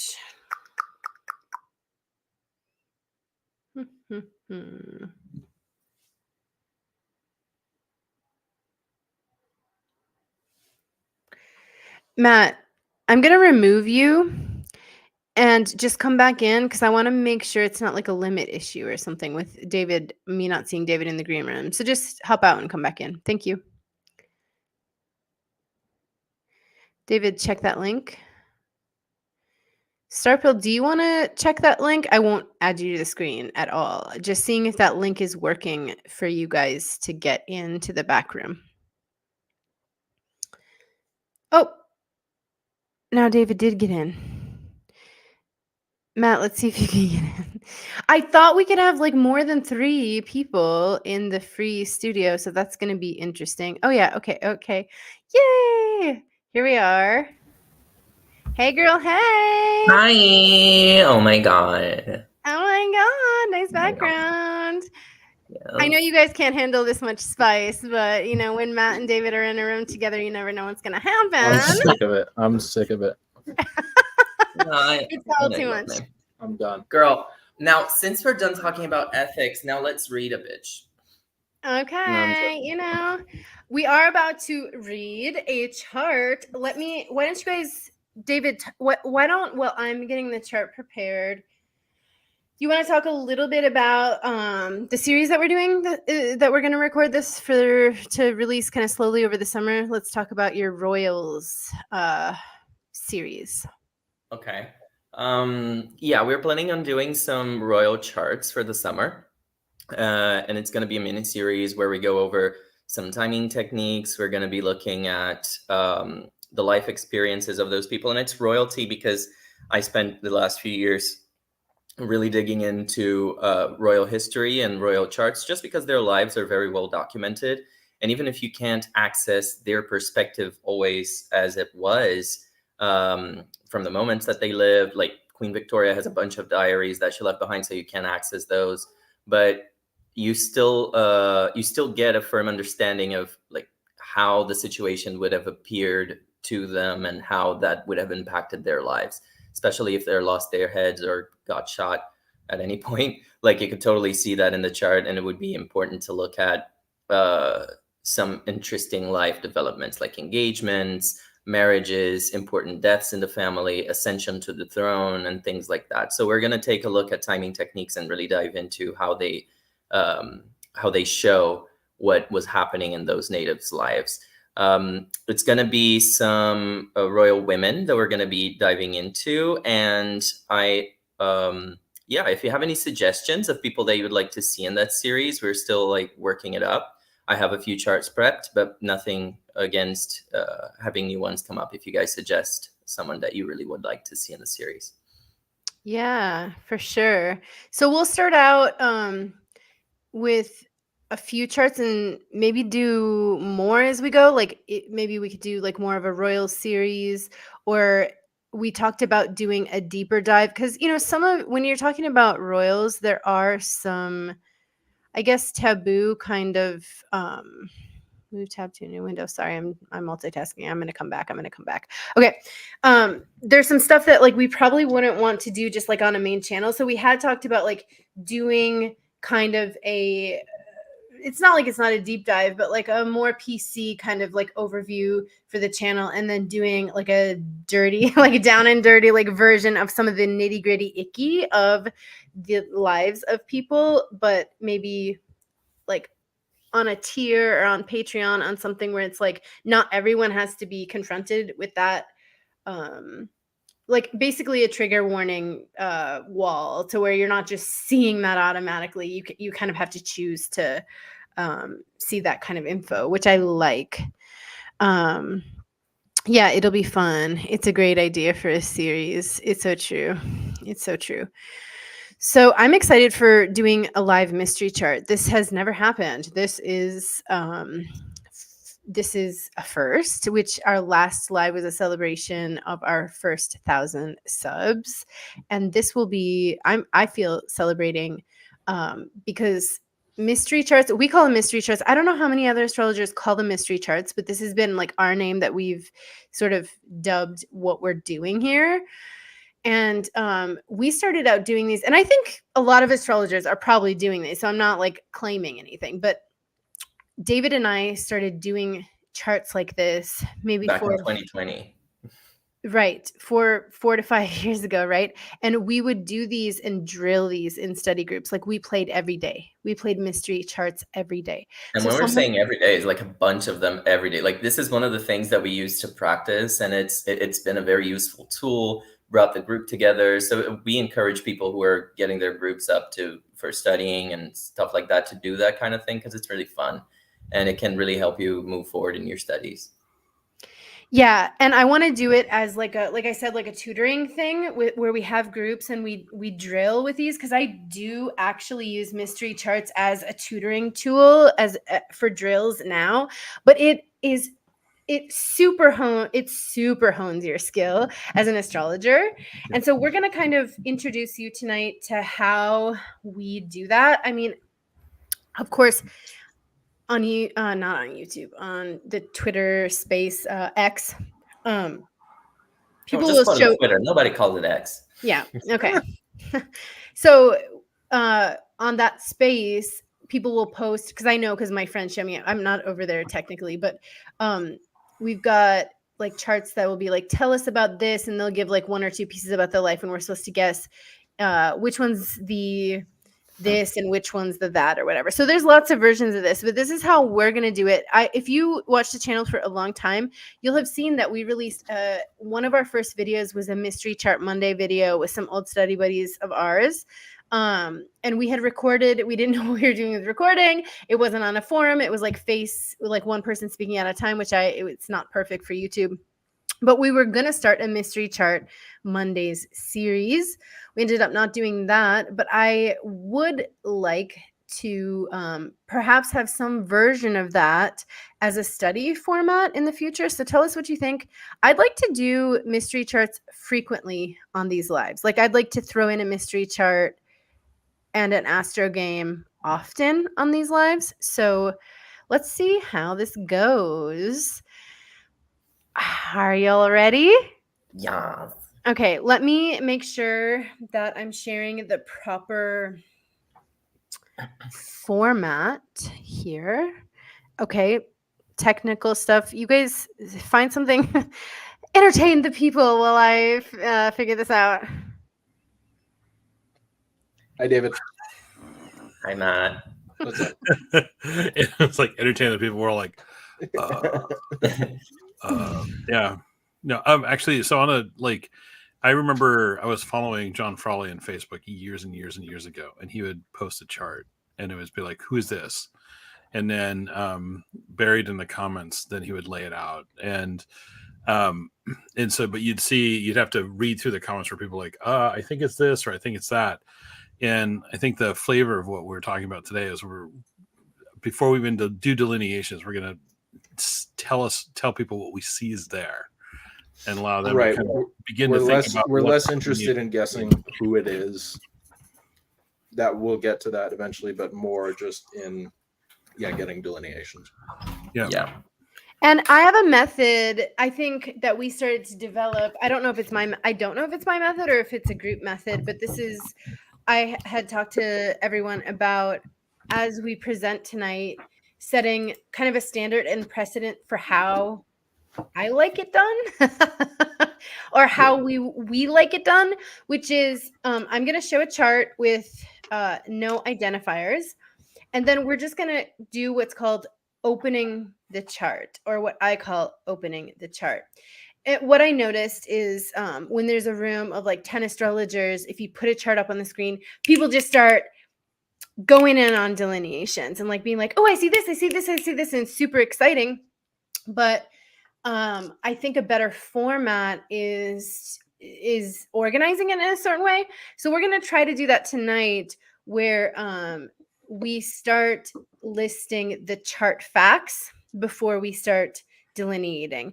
And you'll see kind of how we do it, talking about what we see in the chart before we start delineating. And it gives everyone a second to orient themselves to the chart before we start delineating, as well as getting familiar with the language of the techniques. So the ascendant is Sagittarius, ruled by Jupiter, and we find Jupiter in the house of good diamond. It's joy, something like that. Without saying anything about it.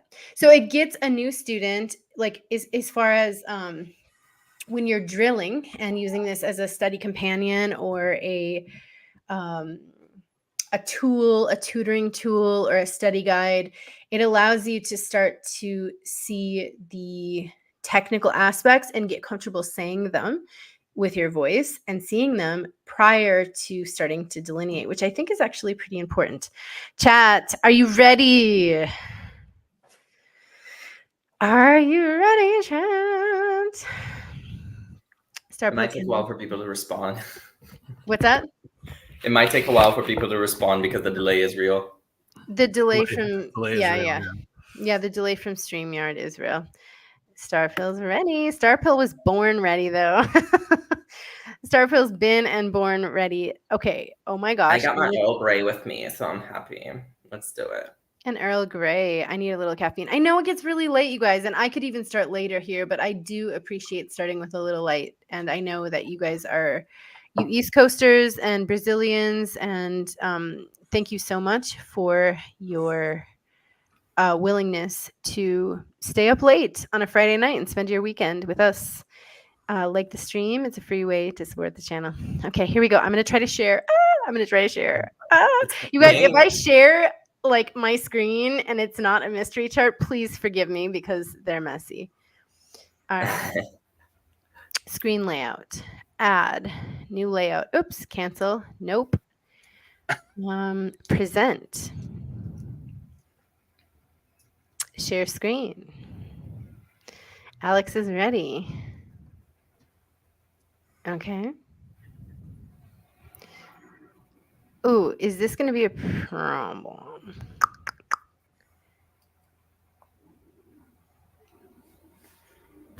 All right. Here we go. Let's see if this works. I hope it doesn't turn into like an infinite, thing, because it says you should have 2 screens if you're screen sharing. So let's try this. How are we? Looks good to me. Can we see the mystery chart? Yep. Yes. Yes. This is why they say that. I can't see any of you or the chat. Let me see. I can see everyone still. Yeah, we're all you like on can. the left side. Uh-huh. Thank I'm a presenter, so I can't see. I'm gonna be commenting in.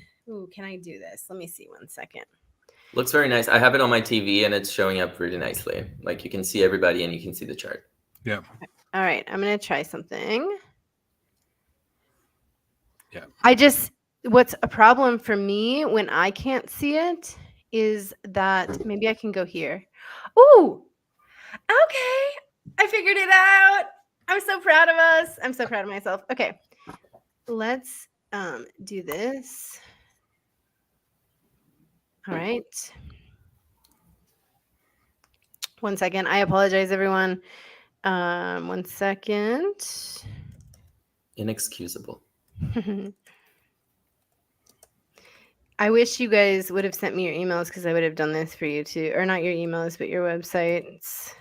So I can stream them across. If you want to pop your website in the chat, I'll put them in the I'll put them in. We're going to do something like this. All right. So everyone can still see the screen and it's not super, super tiny. Everyone's got what they need. Mhm. Let me take the comments down so that Chris isn't covered by all of our comments. And here we go. All right. Who wants to do the honors? Do you want me to do it? Yeah, maybe we'll do a couple and pass it to Chris, do a couple, pass it to Matt, see how that feels. But yes, please go ahead. So in this chart, let's start looking at the luminaries. They're both in Pisces. It's a diurnal chart, meaning daytime chart. And we have the ascendant in Taurus. So the ruler of the ascendant is Venus in Pisces, which means she's exalted there. That's very good. We have most of the planets in the, actually all the classical planets are in the upper hemisphere of the chart. We've got some angular planets there, actually just Mars. Mars is very angular there in the 10th house, still in the range of that MC degree there, within 30 degrees of that. Very good, although it's not in the same sign. What else do you see, guys? Venus is far enough away from the sun to be not under the sun's rays. Mm-hmm. And then conjunct Mercury. So Venus rules the first, and she also rules the 6th. Mercury is there with her. Mercury rules the 2nd and also rules the 5th. And let's go something like this. So we have a day chart, and on the day team is Saturn in Sagittarius. Does Saturn have any dignity in Sagittarius? No. So we have a peregrine direct motion Saturn. And we do have the planetary speed here, but that's something you can also drill just by looking as well. Oh, wait, you guys can't. I can see my mouse looking at the wrong place. Aha, here. We have the planetary speed here, and we can see Saturn's speed, but this is something you can also drill. And then does someone want to take Jupiter then? Here? Jupiter Sure, of the it day was sect. Jupiter in the 12th in Aries. So again, no dignity, I guess like triplicity, but we would call this again a peregrine Jupiter. Beautiful. So that's the day sect. We have the Sun, Saturn, and Jupiter. And then by night, opposite sect Moon, which we covered. Venus exalted, and Mercury here. We've got some dignity to talk about. Yeah, Mercury is in debility in Pisces, but he's conjunct the exaltation ruler, so that might be a plus. They're both in the morning sect because they are Venus. Actually, no, sorry. Venus is in the morning star position, which is better for a day chart, but she's still a nocturnal planet. Mercury, however, is in the morning sect by being a morning star. It rises before the sun.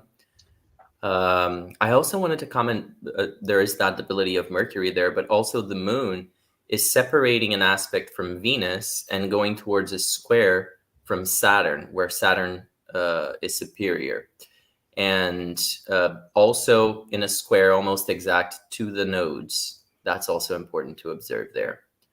Yeah, important observation. And Mercury actually technically is in fall in Pisces, if I'm not mistaken. Is that Yeah, it's correct? both in fall and detriment. Yeah. All right. So then we've got the comments. Let's see. Well, and finally, many- Mars is Oh, I'm sorry. in the 10th in Aquarius. So no dignity by sign, but the 10th is a good place to be. Yeah, It's it's an the act- malefic contrary to sect, though. Yeah. Worse malefic. With Yeah. Jupiter, the benefic of sect, being in the 12th house, averse to that stellium in Pisces there. But it's in agreement with Saturn, in a nice wide trine there, not engaging with it directly, but still in a trine by sign applying. So It's yeah, also Go the I was going to say with Mars too, is just note that Mars rules both the 7th and the 12th. And so with whatever Mars is doing in the 10th, that planet's bringing in considerations from the other people, the 7th, and possibly undoing or prison from the 12th. Indeed. And then we have Jessica McConnell noting that we have a new moon. Not this would quite. be, yeah. This is actually to kind of nuance on it. It is, it's a newish moon. Like the moon you wouldn't be able to see it, but the prenatal lunation was a full moon prior to this. And so the syzygy is going to be In Aries. In Virgo. in Virgo. Oh, the prenatal. Yeah. So yeah, the moon is still approaching the sun, in other words. Which means the moon is like almost dead and devoid of light and crumbling into what will be a new cycle. So it's a deep closing out of the moon cycle, dawning on a new moon here. I don't know the technical, I think a lot of people here do, but the technical phases of the moon, I would call this like a disseminating moon, but I think I'm wrong because there's technical terms for each phase of the moon. Yeah, the disseminating moon is right after the full moon, before the last quarter. It's the moon I got in my chart, and I have this one would be, I think, a balsamic moon. There we go. That's what I was looking for. And then Jenny Montgomery notes that Mercury and Venus are in Venus's bounds. So we've got Venus not only exalted, but in her own bounds. And she is hosting Mercury, which gives Mercury a little leg up by being hosted in house and bound by its exalted host.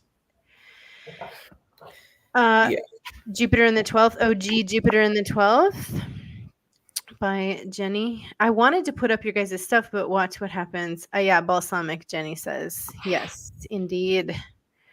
Sorry, Christopher.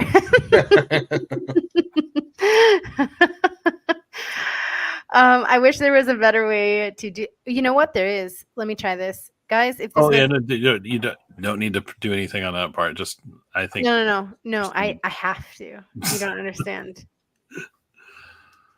Oh, that takes the chart away. I thought maybe it just displaced the. Okay, we'll do this. All right, fine. Okay, so any other notes that we need? I'm sorry, you guys. I didn't take out like the extra stuff, like the nodes and the outers. I apologize. Okay, so should we get into this day chart, Taurus rising experience, and see what we have going on? Yes. Some observations that I would like to make off the bat is just that Venus rules the ascendant of this native, and she's in a very, very, very good position. Like, there's a lot of dignity for this Venus here, and that's great. But it's like not all roses. This person's life experience, looking at some of the aspects that I mentioned earlier, would be colored by the fact that the moon is separating from Venus. Venus is contrary to sect. A debilitated planet is conjunct to Venus exactly there. And there is that Saturn overlooking everything. Also, the fact that Jupiter, the ruler of Pisces, doesn't see its domicile, even though the exaltation lord is there and the luminaries are there, also plays a factor into it. So there are hindrances to what that Venus can accomplish. It would accomplish its goals, I would say, but not in such an easy way as you might first think of looking at the chart with so much dignity for that. Yeah, interesting.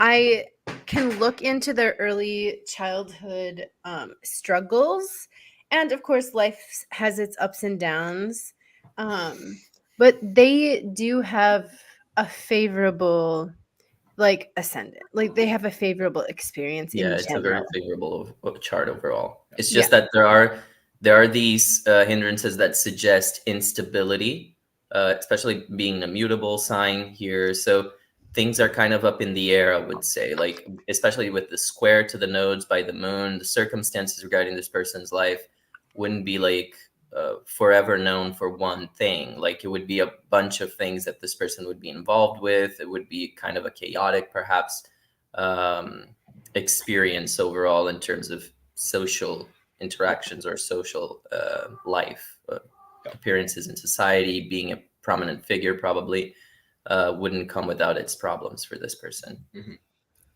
It's an interesting read. It's an interesting read. This is so, by the way, when you're the person presenting the chart, it's terrible. No, it's fun, but it's terrible because it's like, I could say that. Does anyone else have anything to say contrary to what David said before I give? I will kind of add to it and give a little note, is that it's always really funny because this happens often. We just get it wrong, like completely wrong. Like, we'll give these like really thorough delineations and the person's just like, no. And I'm really not afraid of that. I'm gonna dive into no, my that's opinion. like what You we have to do. So what I was gonna say is that, and this is kind of a softball, is that Venus ruling the ascendant exalted with Mercury in the 11th with the sun screams like artist, musician, famous, well-known, connected, like, and why do we think that Venus is like graceful and into like relating things and people, and she's exalted, so this person's life is all about exalting things that are Venusian. So again, like artist, musician, actor, writer, but then I think something that is interesting and kind of contrary to that is that we then have Mars in the 10th. So we might see this person. So we might see this person kind of known through controversy or having like public fights and disputes. No. Let's roll this back. Roll this back. Okay. When this reminds me of and this happens a lot with mystery charts, where sometimes getting the nuance is like dead on and it's super fun. But do you guys remember when Adam Ellenboss would teach us, like, he says, throw the dart at the dartboard. You don't have to get it at the center, as long as you just throw it at the board, right? Sometimes basic delineations will get us places. When you guys were saying this is a fixed ascendant with Venus exalted, it generally looks good. You got it. Okay. And also, I know you're used to me bringing controversial charts, but like, you got it. And yes, this person was a famous artist. So I was going to say, sorry, I glitched out for a moment, but one of the interesting things, because I caught David's observation about that Venus is an immutable sign, and so that speaks to some sort of instability in the environment where Venus is. But Venus brings the fixed ascendant into play, and so you get a sense of that the individual actually has a lot of internal strength and stability, but the environment they're operating in is fundamentally unstable. That's interesting. The environment that they're operating in. And I would, before you go into it more precisely, like I would like to add to what Matt was saying in terms of instability in the public life, not because necessarily they were accused of something very horrible and were condemned for it or something or canceled, especially because Jupiter is in that 12th house of Mars, bringing in its benefic of the sect qualities to whatever Mars has to bring to this person's life. And they're in a sextile also. But not, yeah, it's separating. But still, you get the 7th and the 12th involved with that 10th house experience that Mars brings in. And there could be like problems with relationships involved here in this person's public life, things that they were famous for. In that sense, I say she because sometimes I tend to gender charts, even though I don't know the gender of the person. But the thing is, I forgot where I was going with it, but yeah, like involving 7th house and 12th house with the public life as well in this sense. Yeah, interesting. And this is an outlook. Like I don't have to be dead on the person's experience of life. I'm just saying what I would think of immediately if I'm looking at this chart to prepare it for a client, how I would think of it, my process going through the aspects in the chart. And yeah, I think would too. Let me just make a brief comment, and you guys, please in the chat, let us know, like, let us know where you're at with all of this. I did look into this person to try to find like dirt, right? Because you see that Mars, Jupiter trine. Oh, sorry, you guys can't see. I forgot. You guys, my mouse is not working. no, I can see your mouse. You can, but I have to do it in a weird way. Okay, but yes, now we are at this Mars and Jupiter. And you would want to maybe see some of that, maybe public fighting or something. But what's giving is really this 11th house. Is it? Yeah. Yeah. And part of that, I think, is that the sun is there as well, giving that kind of like visibility. But the other thing that I wanted to say about Mars is that it's really close to a square with the ascendant. And so there's something about that, whether it's like what we were saying before, which you just said it wasn't, was like public outrage or disputes or accusations or something like that. It could just be like that their work or their, 10th house, sort of what they do, like their career in the sense of like their life path being very like grating on the native or like full of labor and difficulty. And then I think we see that too, where like what David was saying, the moon is moving into a square with Saturn. And in the nodes, and that brings instability. Something that we also saw in Princess Diana's chart, she had Mars in the 10th, and the moon is in Aquarius with the south node. I'm not sure if it was conjunct, but it's close to it. I think it was a conjunction, yeah, if I remember correctly. And it's that thing that she was loved by everyone, that Mars in a diurnal chart didn't hinder her public life in the sense that it didn't give her a public life. She was one of the most prominent public figures of the end of the 20th century. She still is very prominent, but she had a lot of problems with the press and how they harassed her, and trying to revitalize her public career after leaving the royal family, which brought her to stardom in a way. So, but she was reinventing herself at the point of her death. She was really trying to bring herself out there, and she was still as dominant in that public eye as she had always been. Sorry, go ahead. Oh, I was just gonna like ask some prompting questions, because when I first saw this chart, I was a little like, I tried to bring a quote unquote interesting and easy one, like a not like super crazy chart. But when I first saw this Mars, I was a little misled because it's contrary to Sect Malefic in the 10th. And I was like, I wonder what that was. It does start to reveal itself, I think, a little bit. just keeping in mind, maybe, I know we talked about the 12th, and there is something here, but it is not as straightforward. It's also ruling the 7th. Okay. Yep. And to be honest, it's not as prominent. It does speak to 10th house matters in a certain sense, but I want us to talk about the MC in the 9th as far as being important to the actual career, as well as the planets rising into the 10th for this native, just because it is a stellium, it's exalted. Again, we have the life's path with the sun. I would think you would be directing us to talk about a little bit about those. Oh, Jessica, you have to go. I'm sorry, Can I Matt. ask one last question about Mars?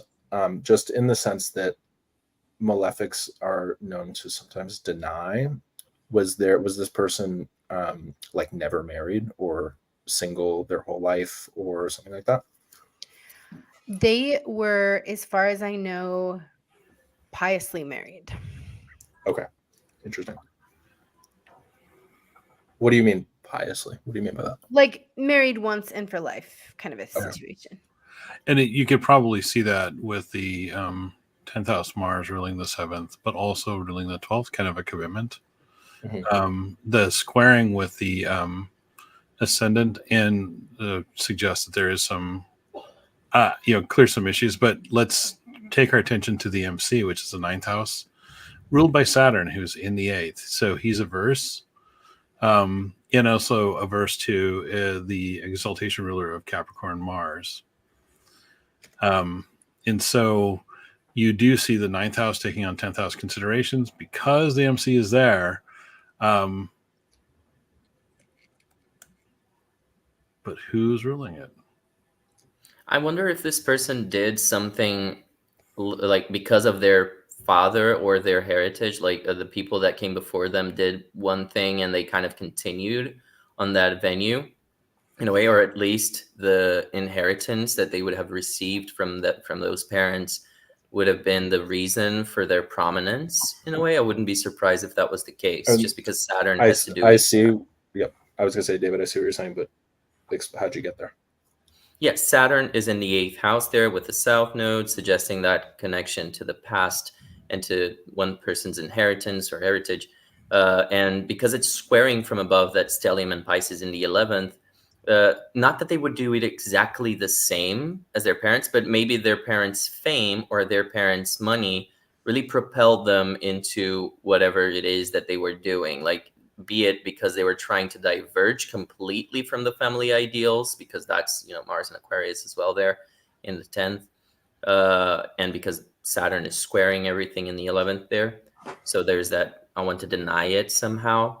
But also because it could be because there is a pressure to live up to those higher expectations of the parents or the people who came before you, or to honor that heritage in some way. I wonder if that's the case. Yeah. So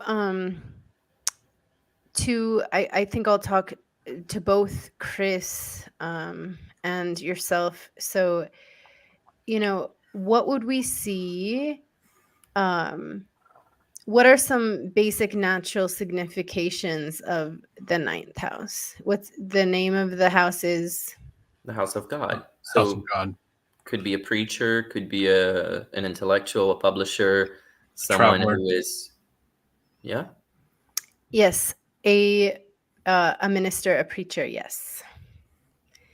A preacher makes sense with the ruler of the ascendant being conjunct Mercury and Pisces, especially a spiritual oriented kind of preacher. Yeah. And that's not what they're known for, but they did go to seminary school. And you said that this person was like an artist also. They're more than just an artist. Maybe we can unpack a little bit of what type of art they're engaged in. Immediately, I would say musician, because that's typical of Pisces, Venus, Mercury together. That was an aspect of it. Absolutely. They were when you see a, like you guys said, Pisces is a mutable sign. And when you see a stellium, sometimes you get a multivalence of meaning or a multi-signification of meaning. So not just a musician, right? Could be Yes. also a So, painter. sorry. No, it's okay. Sorry.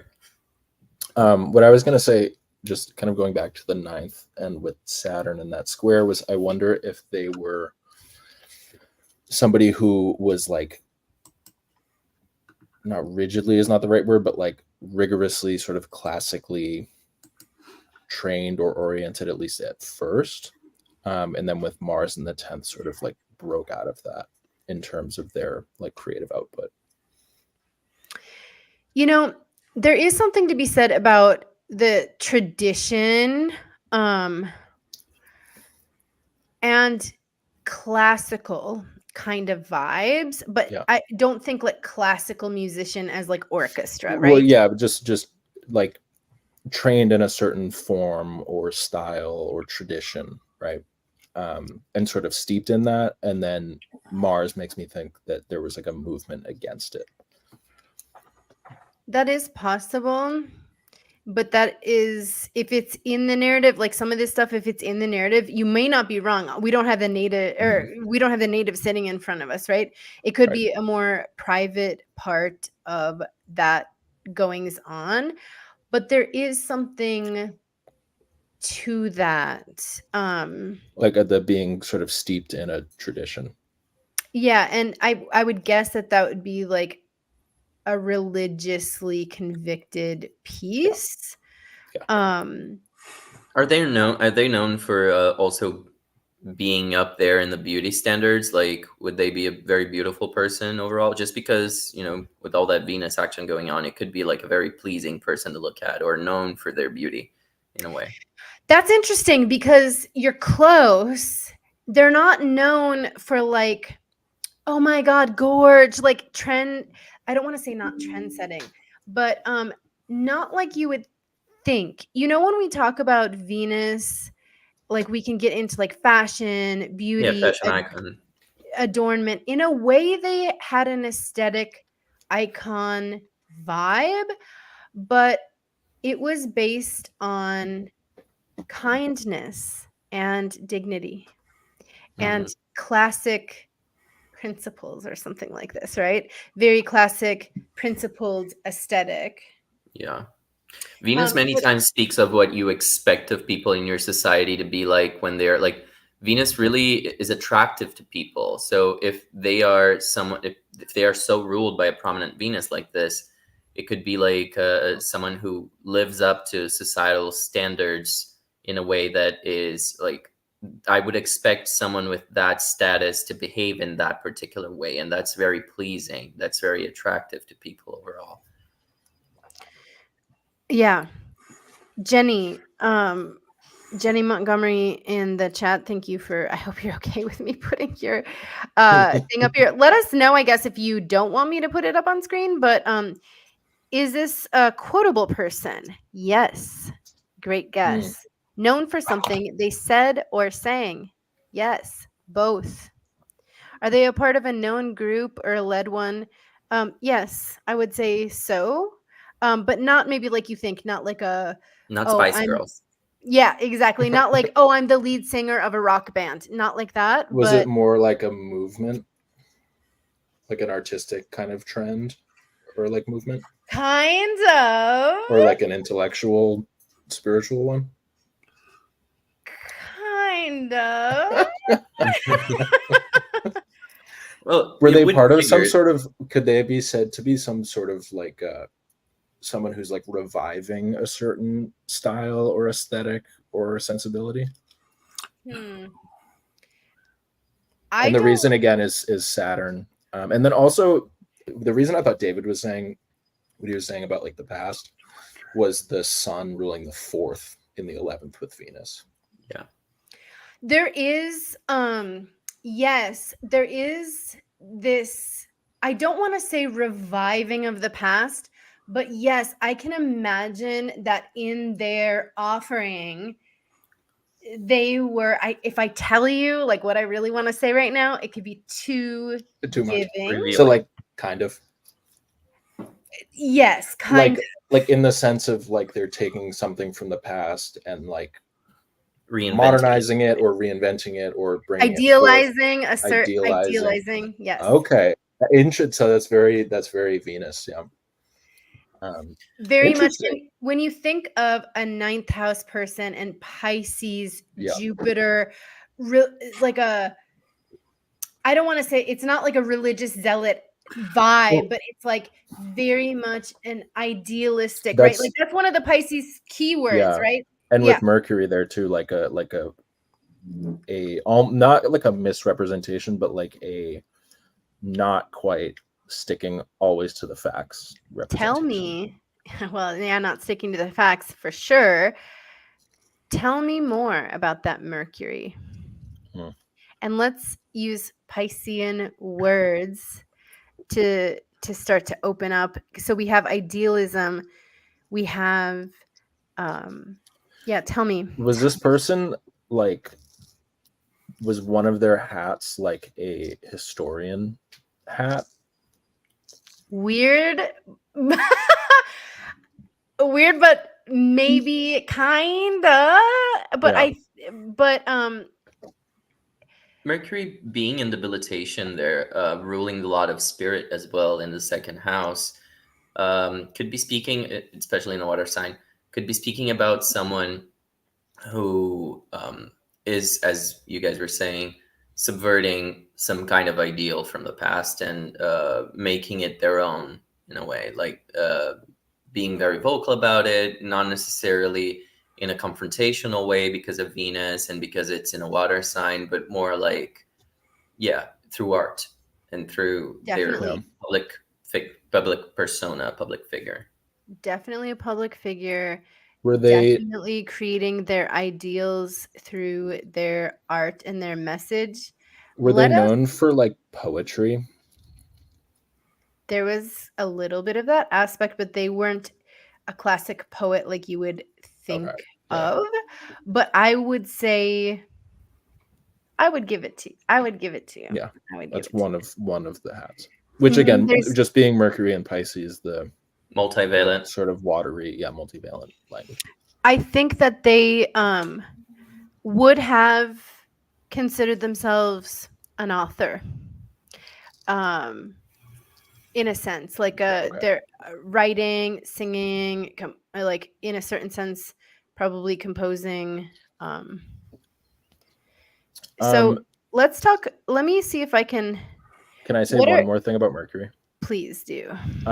So you're hovering around the 5th, but the second house is also ruled by Mercury, and this is something that one of the first things that I spotted was Mercury, ruler of the second, fallen with a square from Saturn in the 8th. So was this person like having financial troubles or like hampered by debts often? I can look into that and get back to you. I don't know all of the financial ins and outs. I can't imagine that. Or did they rely a lot on like gifts and donations? I wanted to build on that, Matt, because I think it would have more to do with not having the resources. Instead, it being squandering the resources on things that are directed to that Venusian goal that they have. So they're directing their life towards something. They want to dedicate themselves to that thing. And many times they make risky financial choices and things like that in order to uphold that particular goal that they have. That's interesting. I'll look into it, but let me guide you guys a little bit, because once I do. Oh, go ahead, Christopher. One thing is I'm noticing Triplicity rulership. They flourish more later in life. I think that their public persona would have, yes, their public, how we would know the person would have been a later in life scenario, but they weren't like, it wasn't a rags to riches story. Like they weren't bad off when they were. It seems to me that the kind of what I'm seeing is more of coming up in sort of entangled world and then emerging kind of by embracing a kind of public asceticism. Oh, yeah. I mean, the first part, I don't know. There wasn't like a big shift, but the public asceticism, yeah. Hmm. Yeah. But they also, you know, we could talk a little bit about maybe how they grew up as well. Let's you know, the sun ruling Leo and not doing, sorry, my mouse, not doing too bad. They did have a comfortable life because that sun is hosted by a exalted planet. So they had a traditional and comfortable upbringing. But still, there is I would add, like, looking at this, if it were a client's chart, I would think a little bit of a distant father figure, just because Saturn and Jupiter and the sun, which are the day team, they are in a kind of difficult situation here. Saturn and Jupiter are averse to the ascendant, so not really in contact with what that person is about. And the sun is conjunct Uranus by a very tight orb. It's not in the same sign, but it's still a conjunction that's present there, with the sun at the very end of Pisces in the malefic bounds. So I would think that this person grew up being the sun being the ruler of the fourth, with kind of a strict upbringing. Maybe not strict in the sense that they were abused by their parents, but maybe there is that emotional distance that they felt they needed to compensate for with their public persona and their art. I would think in that direction, looking at this chart for someone. I wonder if that's like part of the going to seminary and kind of like traditional religious experience. Yeah, so the father is ruled by Leo, and it is a day chart, or I mean the sun's house is the Leo house, and it is a day chart.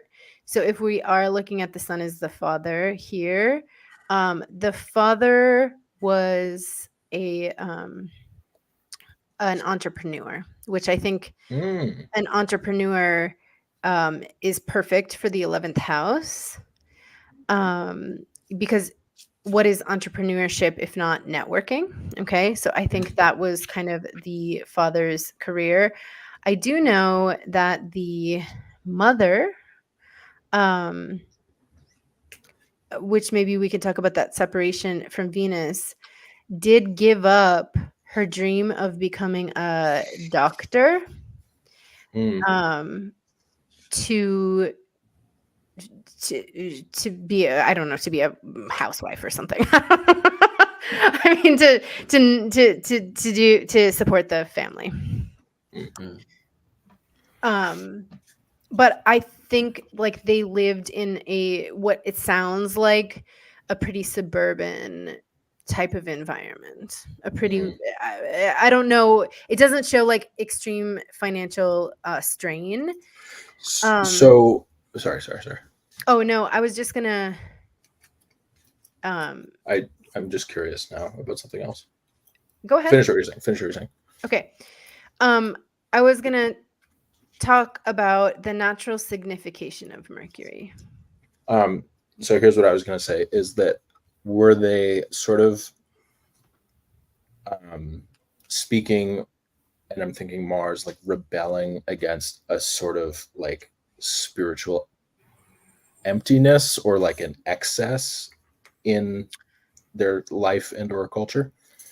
Not overtly, but I do like I think there was. I honestly do think that there was not a rebellion like you would think of, but like a movement against sort of like the culture of the time. In the sense that the culture of the time is like distant from some religious idea or has become like profane and empty. Boom. Yeah. And that would be the fallen Mercury too. Yep. And so let's spitball, Christopher. What now I'm calling Chris. Just because I haven't heard you be on the mic. This is the easy assignment and we can keep going. No, Chris,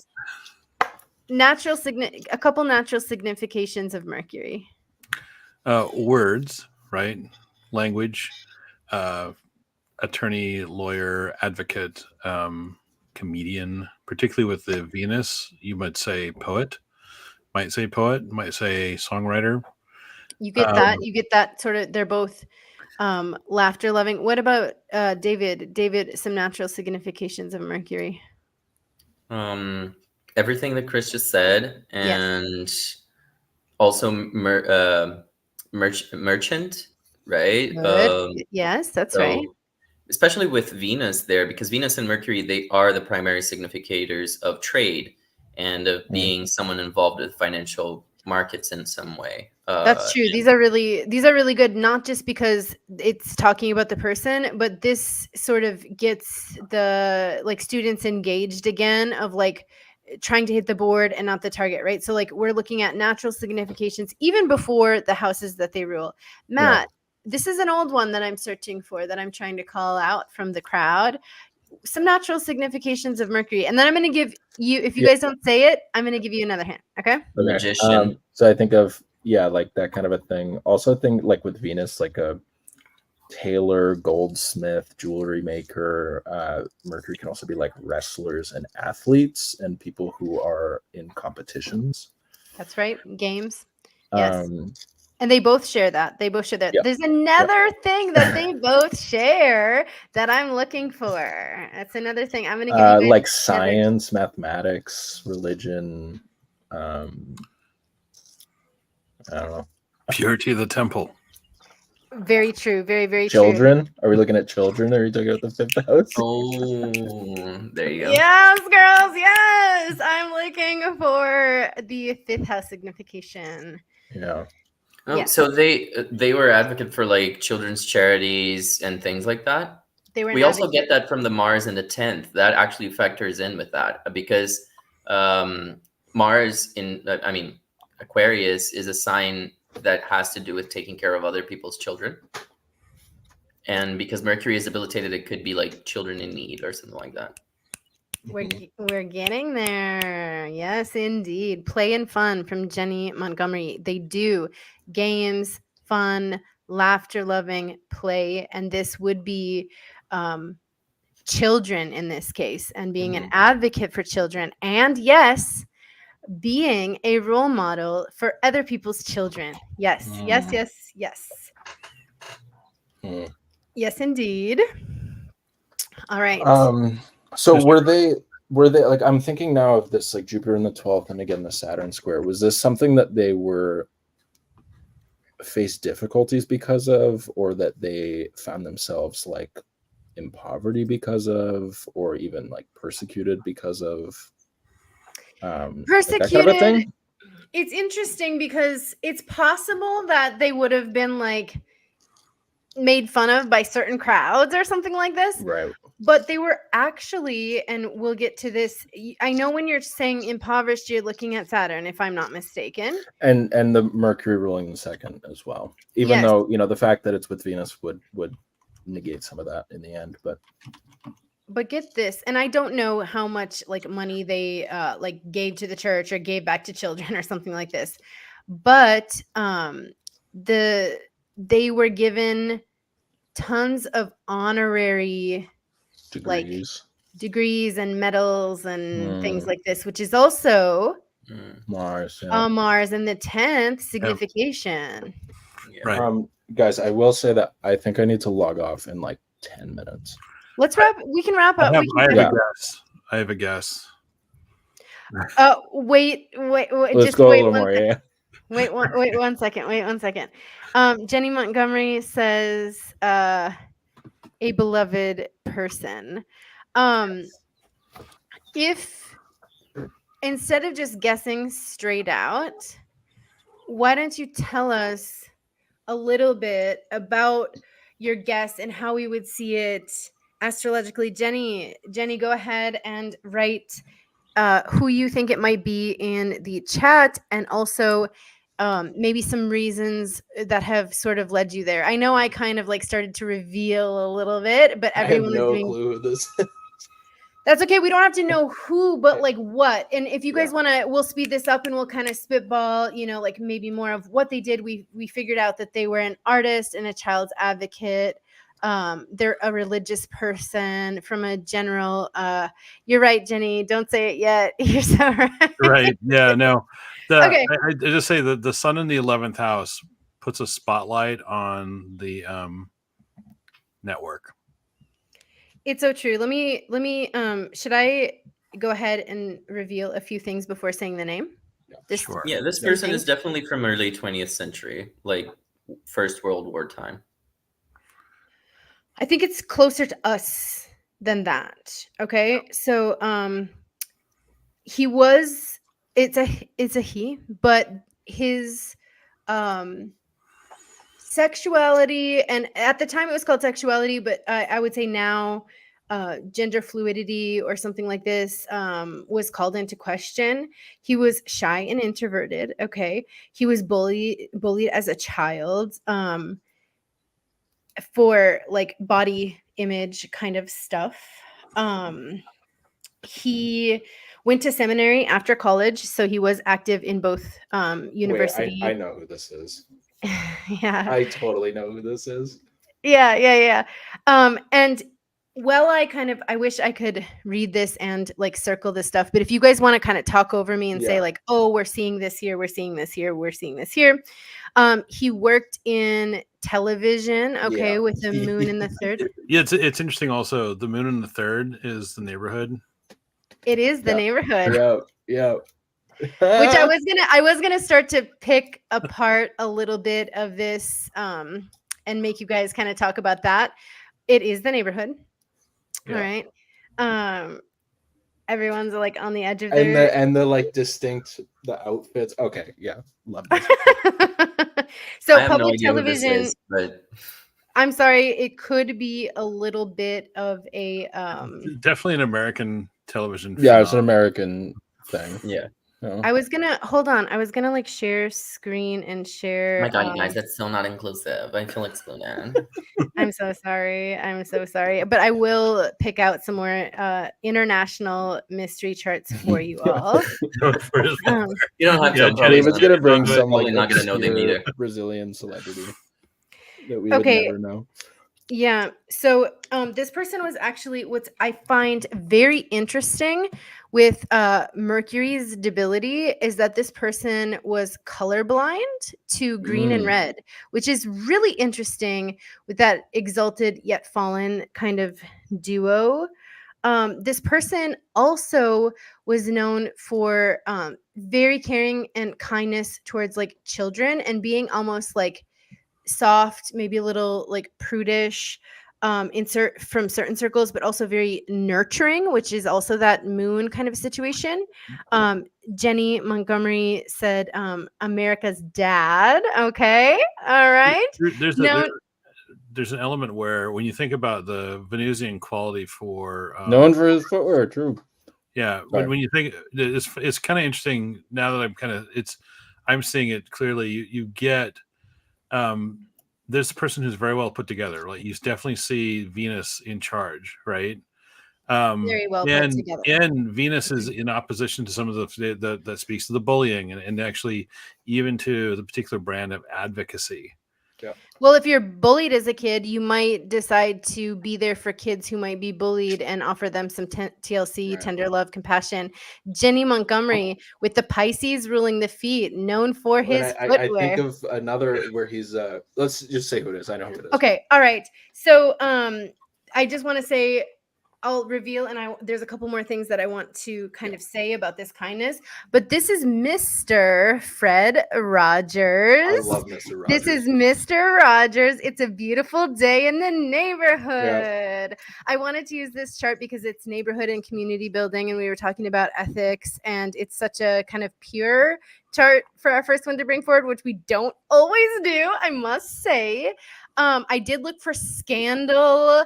I looked for like controversy, like rumors about like Fred Rogers being like some kind of a weirdo, but I didn't find anything. He was a puppeteer. Okay. He made an imaginary world and he showed the neighborhood in the beginning. He would sit down and he would tie his shoes and put on his footwear. He would strum his guitar and sing to the children as well. And you would enter from his house into a magical, playful world for children where you would learn like morals. And to Matt, what you were saying, like, was he rebelling against the culture? In a way, I mean, it was Yeah, for the sure. 70s. He was trying to provide a safe and wholesome place against what was a crazy world for kids to find a safe space. America's dad, and he was known for what he sang and for what he said, which was "It's a beautiful day in the neighborhood." I think he also had some beautiful taglines. Yeah, it's worth noting.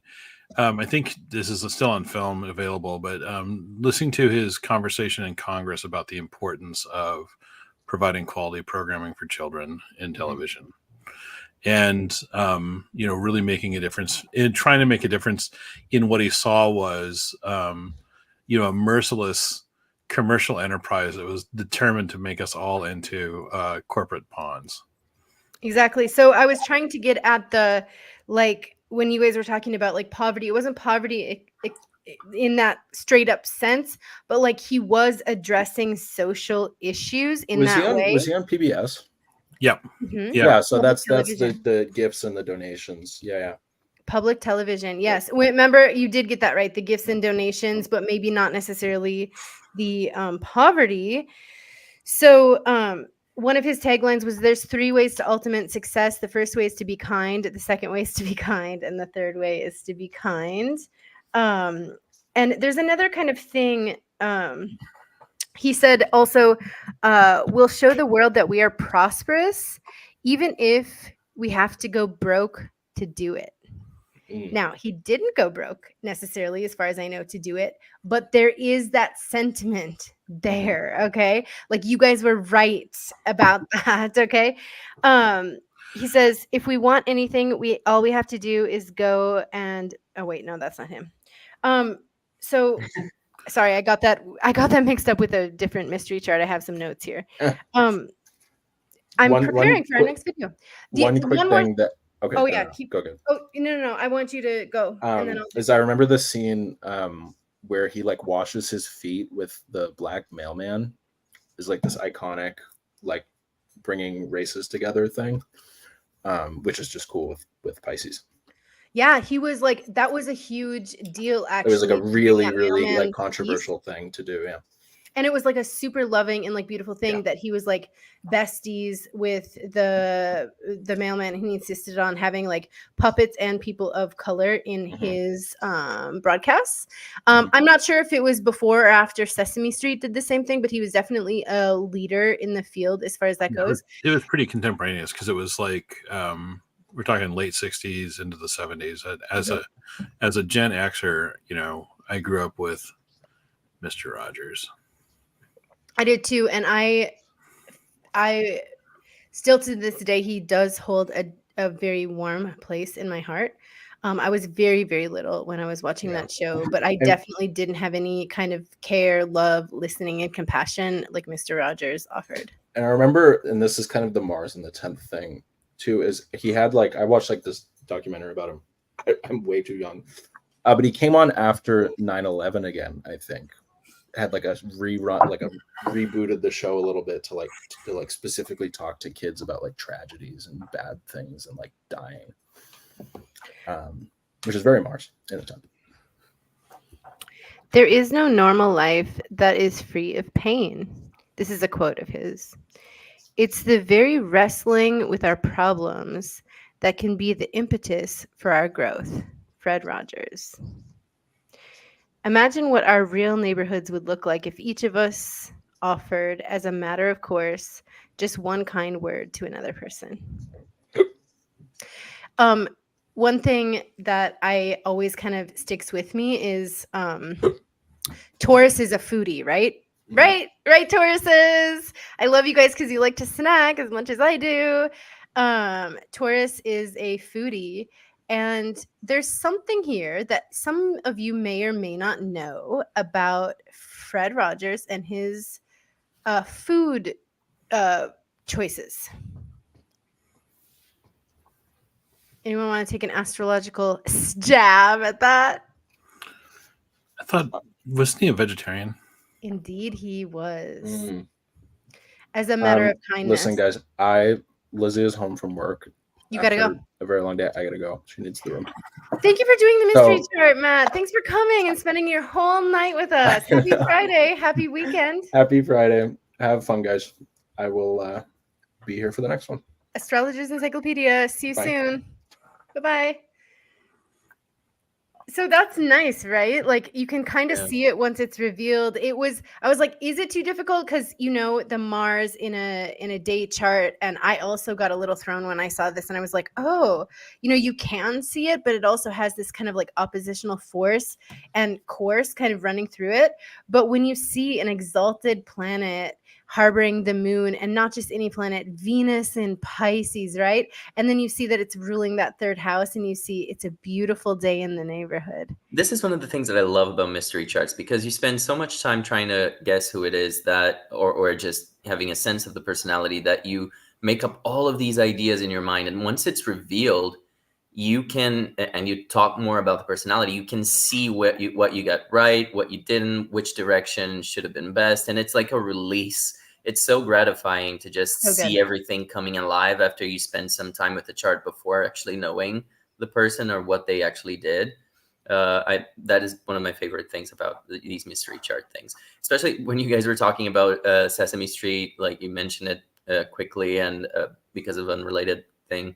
And when you said he was a puppeteer, just before you revealed, when we were talking about the children's things, I thought it came through my mind like a puppeteer, but I didn't say it because I was like, no, who's a puppeteer? But apparently, yeah, that was a good guess. Yeah, it is. Especially And with Mercury, like Mercury is like dolls and stuff like that. Things that look alike other things is very mercurial, and using that to spread a message is very Mercury Venus there. I really like it. yeah, and we did kind of speed through. Not only are we live, and we'd already been on a long time with ethics, maybe sometimes we can shorten it up and just look at the mystery chart, because as David knows, when we do these in private, we would go to the point of exhaustion, or like we just didn't have anything. And if you do that, sometimes actually, as you'll notice, we start to reveal more of the truth, the more gritty the more we hash through it. And the longer you spend, the more you will start to get there. And this is a challenge to do without knowing anything. But now it's true. Like, it's not just about the guessing. It's about working your astrological muscle. It's not about guessing the person. It's about working the astrological muscles and the language around it. And then once you do reveal, you can see, the fifth house, making money off the children. Wow, cool. Oh, public TV, which is media and the moon being public and TV being media. And Jenny says a media pioneer. Indeed, he was. Pioneering is also this Mars in the 10th. Yeah, the and you Mars can in the see, 10th kind of by himself. yeah. And in aversion to that whole stellium, right? And I Right. imagine that he was had a bit more gusto than his persona publicly, because of all the social change that he did try to provide. Like, Mr. Rogers himself was soft, nurturing, and caring, but I bet behind the scenes he had a couple words for people in the industry, right? And I bet you he was very convicted about how he wanted to bring things forward in that show. Married for life to his wife. He actually did end up, I was just trying to figure, I forgot because my brain gets a little mushy on these lives, but yeah, he did end up living to old age, but dying of cancer. But a lot of people die of different kind of stuff. We could talk a little bit more about that, but I don't necessarily want to focus on that. Yeah, You to can go see deeper into that, you Kind of can just look, like Venus is the ruler of the sixth and first. It's with a debilitated planet there. You could be looking at like those planets to understand what illness took him in the end, with Jupiter in the 12th as well. They could have to do with that. But yeah, that's not what we're focusing on. Yeah, but it's true. You can start to see it, right? You can see, Mercury, of course, its natural signification is children, and it rules the house of children. Oh, it also brings in those monies, and it's an exalted planet, but yes, indeed, it does rule the sixth house. So we could look at health in that direction, and there's lots of places that we could end up opening up if we're spending more time with the chart. But this was a complete pleasure, and it is a pleasure. Let me stop sharing the chart, actually. 1 second. It's such an honor and a pleasure and a beautiful day in my neighborhood to have such an amazing community, such as yourselves.